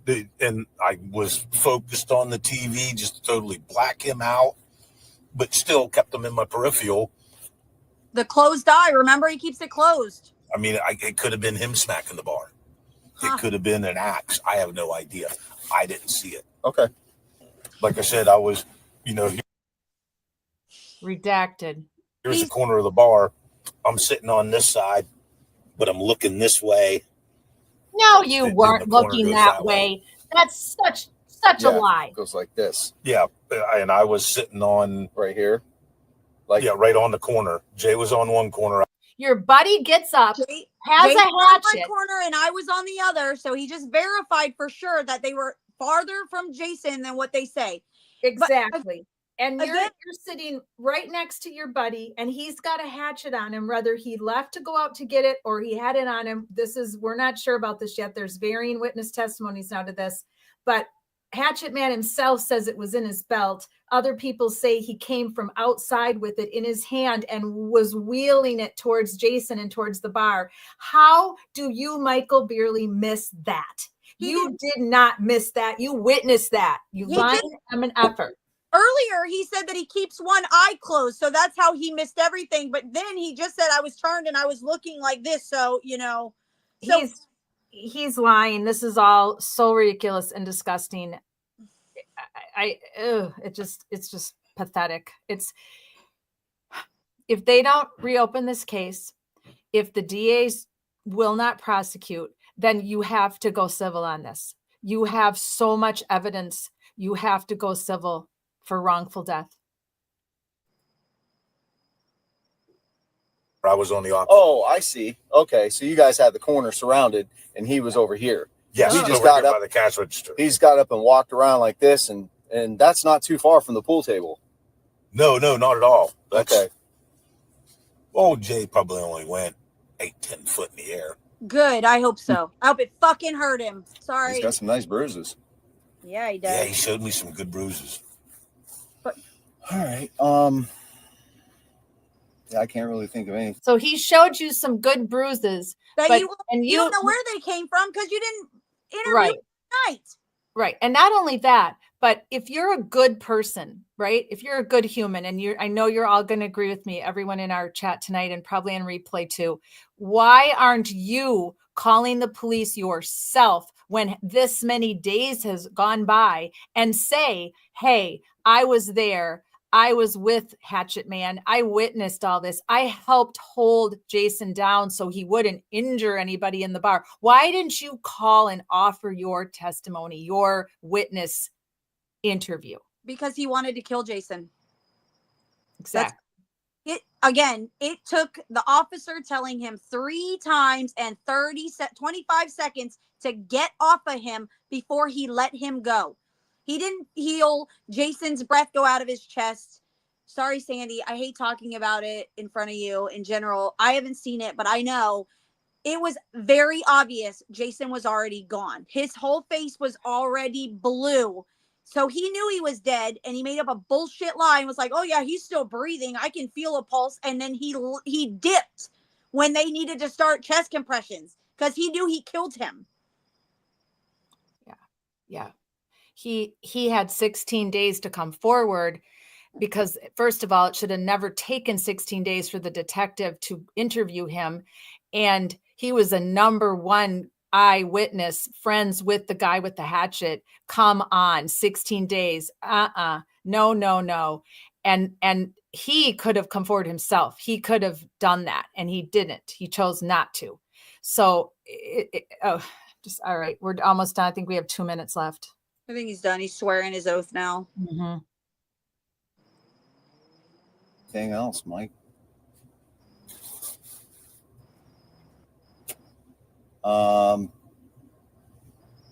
Did you know the 2 guys that were in there that helped you take them down? No idea. Couldn't tell you. No names. Never seen them before. Okay. All right. Because I'm usually, especially the patch is Saturdays and Sundays. Saturday about 3:00. Good to know. Unless they're having the car show in the wintertime, I'll bring an antique tractor down and park them beside because they have a little car show there on the 3rd week. Yeah. Yeah. But yeah, I'm not if I'm working over in Omega Ranch, I'll pop in on Tuesdays and have a glass of beer and see Miss Jen because she sells pickles and eggs and stuff like that. Miss Jen. Yeah, Miss Jennifer, one of the barmaids. The daytime barmaids. Oh, I got you. She sells produce. Oh, that's cool. Have you been recording me? No, that's my radio. No, that's my radio. Have you been recording me? This is hooked up to my phone by Bluetooth. No, not at all. I got it in my truck too. Yeah. Yeah, Mike, Yeah, Mike, he was recording you. If you have any questions. Yeah, I can't really think of anything else. I think we covered it. You raise your right hand for me? Oh, of course. You solemnly swear everything you told me is true, so help you God? Yes, sir. I appreciate it. Liar. Lies. Yeah, I can't really. Yeah, in Philly. And oh shit, they don't drink soda. They drink pop. Pop. That's what I used to call it. When I moved to Vegas, I started. That's what they did. Nobody. They And he shuts it off. So he's a liar. They're both liars. I gotta. Oh, there we go. I stopped it. Yeah, it's it's just unbelievable. I don't even know what to say. We've said it all along as we've gone through it and listened to it. We've said everything there is to say. It's literally despicable, and And we didn't even finish listening to the hatchet man because he lied through the first half of his interview that we listened to last time. And then the detective finally kind of came around and said, well, you know, are you going to, you know, he was pointing out the contradictions, and then Hatchet Man Jay says, well, I guess I'm going to tell you the truth now. And so he was literally lying to a detective for almost 20 minutes before he decides to finally say, I'm okay. And now I'm going to tell the truth. And he told the detective that he hit Jason with the hatchet, and the detective ignored that.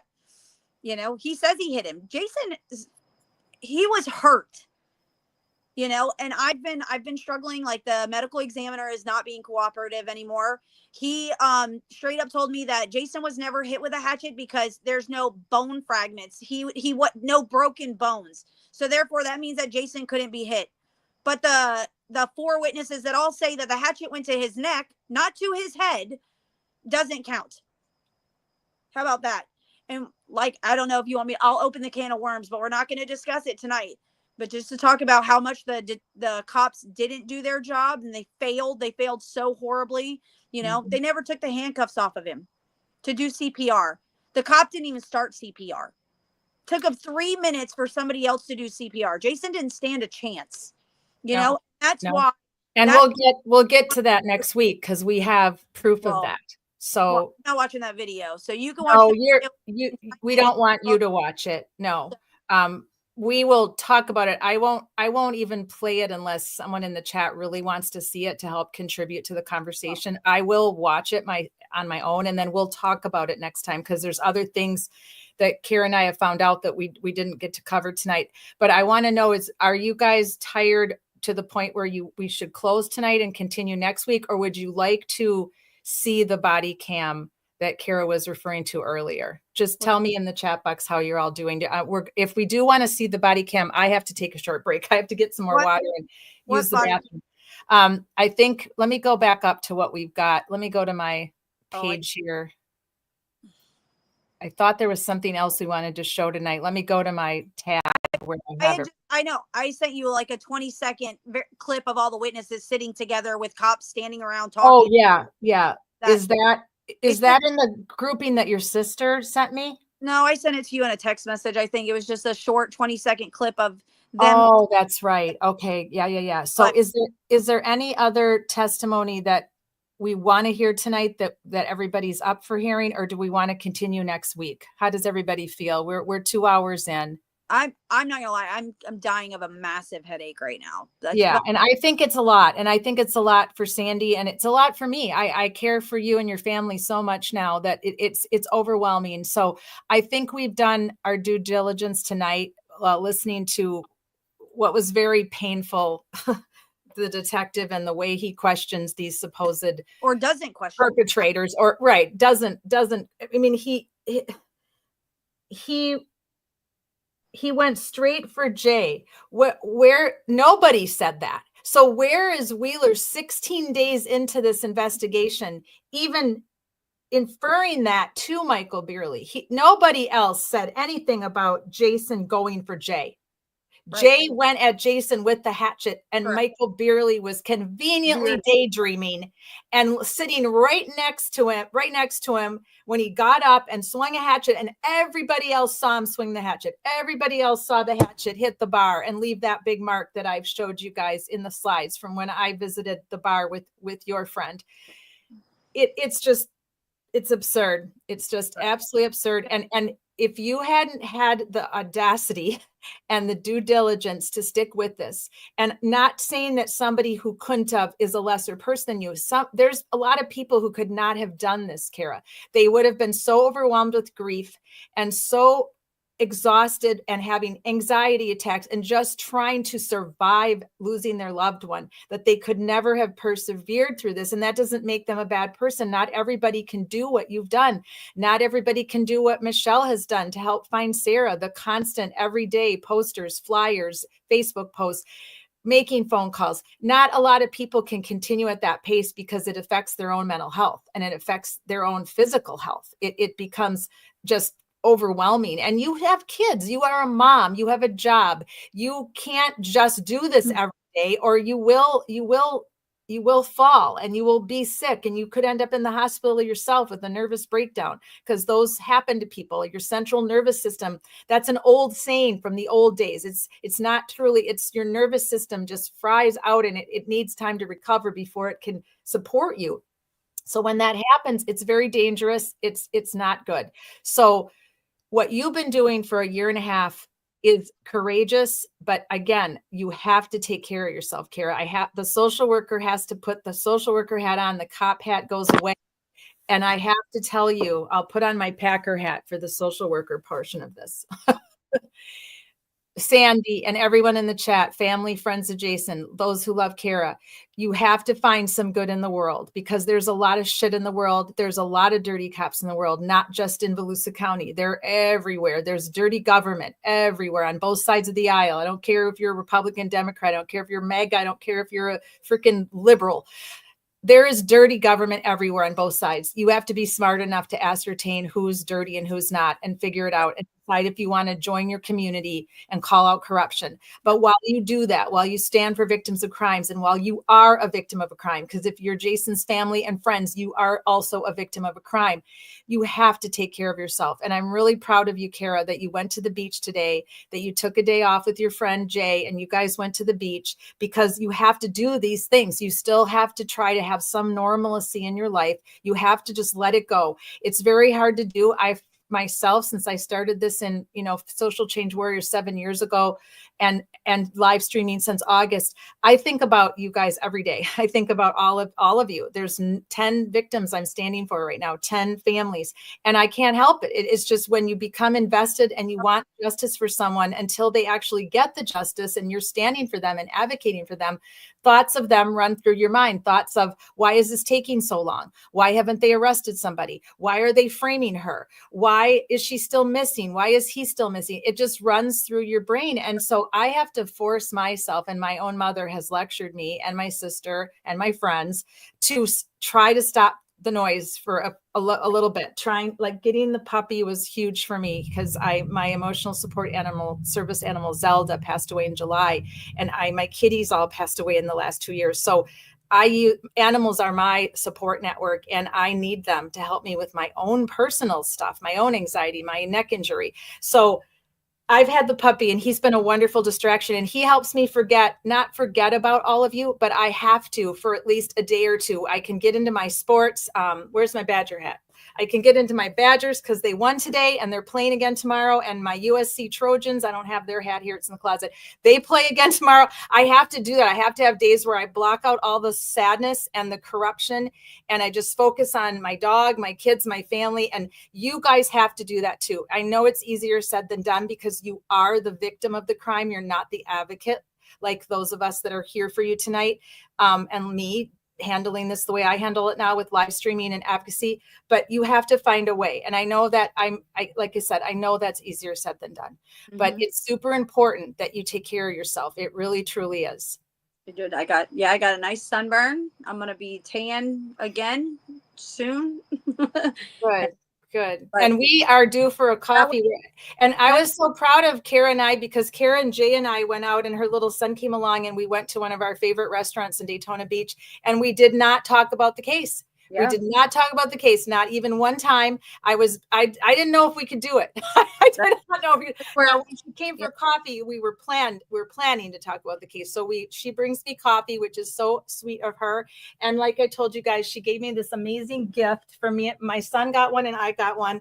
This Merida, the princess with red hair.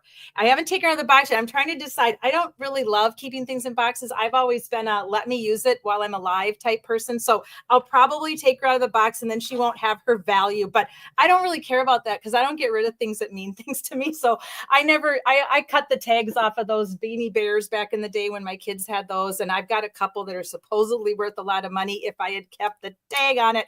But I don't like that. I don't know. I don't want it. I want to enjoy what I love and what I have. So I'm a tag cutter and a box remover. But thank you, Kara, for that gift. Was so generous of you. And my son just loves his. And the coffees that you bring me are so appreciated. And I really appreciate you so much. And it's sad that we wouldn't be friends if Jason was alive. So I don't want to say this like I mean, like I wish I wasn't your friend, Kara, but I wish I didn't know you, Kara.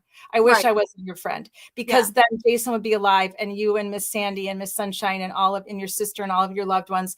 But because he did die, I am grateful that I know you and that you are my friend for life now. And I'm grateful for that, because you're an amazing person. And I'm so glad I know Jay and your kids. And sometimes this is how life goes, that I made friends after my father died of cancer suddenly, through the hospice. I was doing counseling. I was in college.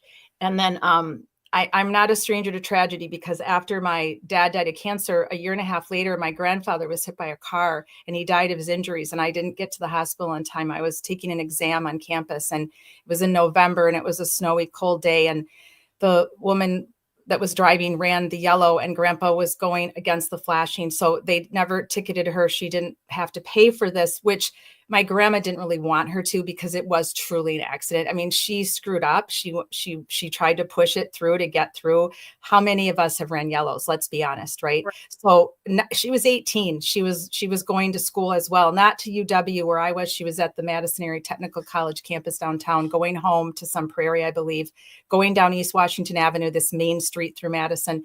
And my grandpa was doing what he did every day. He would walk, once he retired from Rayovac. He was a lifer at Rayovac making batteries. And my grandma was still working, because she loved to work. So she was still working in a bakery.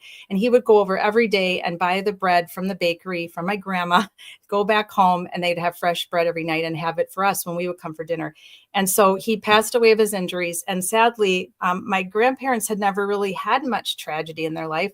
They did not lose family members to a lot of tragedy. My grandma lost a brother when she was very young to a thyroid type tumor disease, but they lived a really good life. They were hard workers. They worked hard. They walked everywhere. They didn't believe in cars. They only used cars when they had to. They were just amazing people, and they saved their money, and they were kind, and they were landlords, and they were kind to their tenants. And most of their life was tragedy free. And they had 2 grandkids, me and my sister. And then all of a sudden in 1981, my dad gets cancer. And then 6 months later, he's gone. And that was their only child. And then my grandpa gets hit by a car, and then grandma has a heart attack. So the last 3 years of her life was all tragedy. So I'm telling you this story because none of us ever know when tragedy is going to strike us. And Kara has experienced tragedy. Sandy, Miss Sunshine, your friends, your family. There are people that literally live their whole lives and they don't experience tragedy. They only experience deaths of family members by natural causes. And that's different. It's different than tragedy. We all have sadness when we lose people to natural causes, and we never forget them and we never get over it. But it's not the same as tragedy. Tragedy is a whole different animal. Mm-hmm. And those that have experienced tragedy and lived through it, they're like a club, and they understand that it's a different level of grief. And when it's this kind of tragedy where you're not getting justice for your loved one, or where they're still missing, like in the other cases that we're following, that's another level of tragedy. So this world is hard. It can be cruel, but we have to find the good. And that's why there's always good somewhere. And I'm sorry that my friendship with you has come out of your tragedy, but I am grateful that I know you. And I am grateful for the people that I know that I met through my tragedy. Yeah. And I wouldn't have known them if my dad hadn't died of cancer, and if my grandpa hadn't gotten hit by a car, and my grandma suddenly died of a heart attack. I wouldn't know a lot of these people who are still friends of mine, and some are colleagues. So that's all I wanted to say to all of you. Take care of yourselves. Be proud of yourselves. Those of you that are not related to Kara and the other victims that we stand for, be proud of yourselves that you're willing to do this. This advocacy is a very hard occupation if you're getting paid to do it. But when you're just volunteering like me, and like most of you are all volunteering to be here with me and to support me, it's extra hard because we're just doing it of our own free will, because we care about people and we want to make a difference in this world. So thank you to all of you that live with us and that come to and talk to us in the conversation area, the chat box. I really appreciate it. The families appreciate it. Thank you to Replay. We appreciate you as well. We know everyone's busy and you have a lot of choices for what you entertain yourself with and what you decide to be involved with. So we appreciate the Replay. And we'll be back next week. actually, we will not be back next week. I need the week to do, we have research to do. Kara and I have preparations to make because this has to be taken to a much higher level now. So we will not live next week. We'll live the following week. So we'll be back with Kara the following week. And then I will live next Friday night lies. I'm not sure what time. It will depend on when my Wisconsin Badgers are playing in the March Madness. So, but we will have Friday night lies because we have to keep up with that because we're getting close to the trial. But we will not be living next Wednesday or Thursday. I'm using those for research days next week, only Friday. And then we'll be back Wednesday and Thursday the following week. But I'll keep you all updated on my socials, and you'll see these live streams being added and the dates that they're going to be aired on the YouTube page. So I'll see you guys tomorrow night. Those of you that are following Karen Reed and John O'Keefe, thank you so much, Kara, for all your bravery, for your willingness to allow me to be part of your journey and for justice. We have to get it. We have to get it. This is egregious behavior by the Volusia County. I'm embarrassed to live here right now in Volusia County part-time. But bad things happen everywhere. There's bad things that have happened in Madison, where I'm from as well. And bad things are happening in Massachusetts. Bad things are happening in Indiana. Our friend Ed Byers agreed to come back on in a couple Thursdays and tell us about the corruption that has gone on there and what the updates on the arrests are. It's a shit show in Canton, in Clark County, Indiana as well. And we have other cases we're following where their families. Now we have Betty. Bring Betty home. That we're lucky to find Betty because we want to help if we can. 6 years she's been missing, and it does sound like there was a complete botch of the beginning of her missing, which a lot of agencies, being a missing person is technically not a crime until you have evidence that that person has been unalived or hurt in some way or kidnapped. It's not a crime. So some of these agencies just roll the ball so slow with missing persons cases. It boggles the mind. It boggles the mind. Most people just don't go missing of their own accord. They don't just up and say, I'm out of here, and don't ever want to see their family or their friends or their jobs again. Makes no sense to me why there is such slow motion. And we're seeing that in several of these missing cases. So it's tough stuff, everyone, but we're going to keep doing it. We're going to keep advocating, standing with Kara, standing with our other victims and their families until we see justice for them. So I hope you all have a good rest of your night, and we'll see you all again very soon. If you have questions, you can email me. I've had it up there on the screen for a while now, or you can talk to me on a private message on Facebook or a direct message on Twitter X. So again, appreciate all of you. And I will take us out with our theme song by our very talented creative department, because they took all of the buzzwords and all of the key hashtags that we're using. They entered them into AI, and they came up with this beautiful song that we're using as our theme song for Social Change Warriors, and the videos that we're using on Wednesday and Thursday. And I appreciate the creative department so much. And we'll see you all again soon. And Just Us is our hashtag, and calling out corruption and My Life Mattered. So take care, everyone. Love you, Kara. Love you. Love, Bye, love guys. peace to all of you. And we'll see you again soon.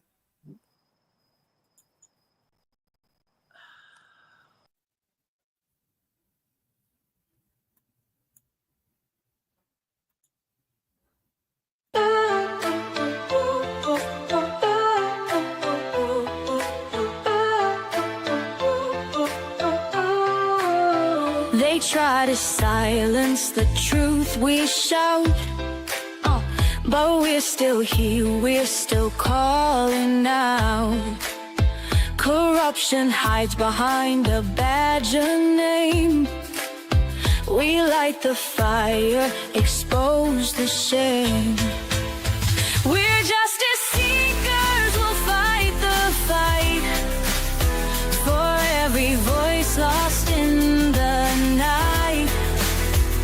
My life mattered is the cry we sing for the ones they tried to bury within.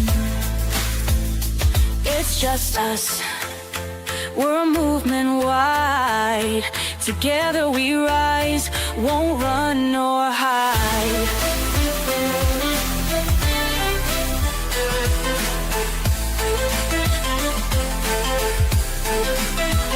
stories echo, the pain runs deep.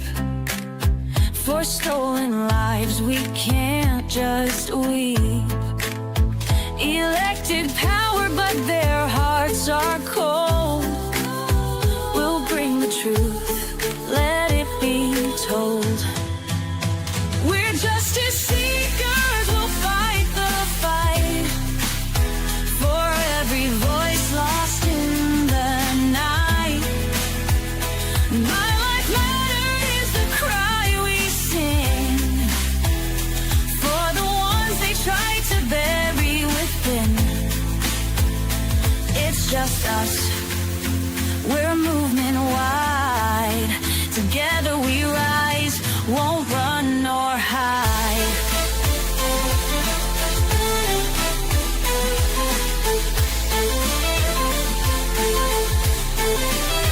We're justice seekers, we'll fight the fight. The heroes undo the harm. Calling out corruption, we'll stand tall. For justice and truth, we'll risk it all. My life matters.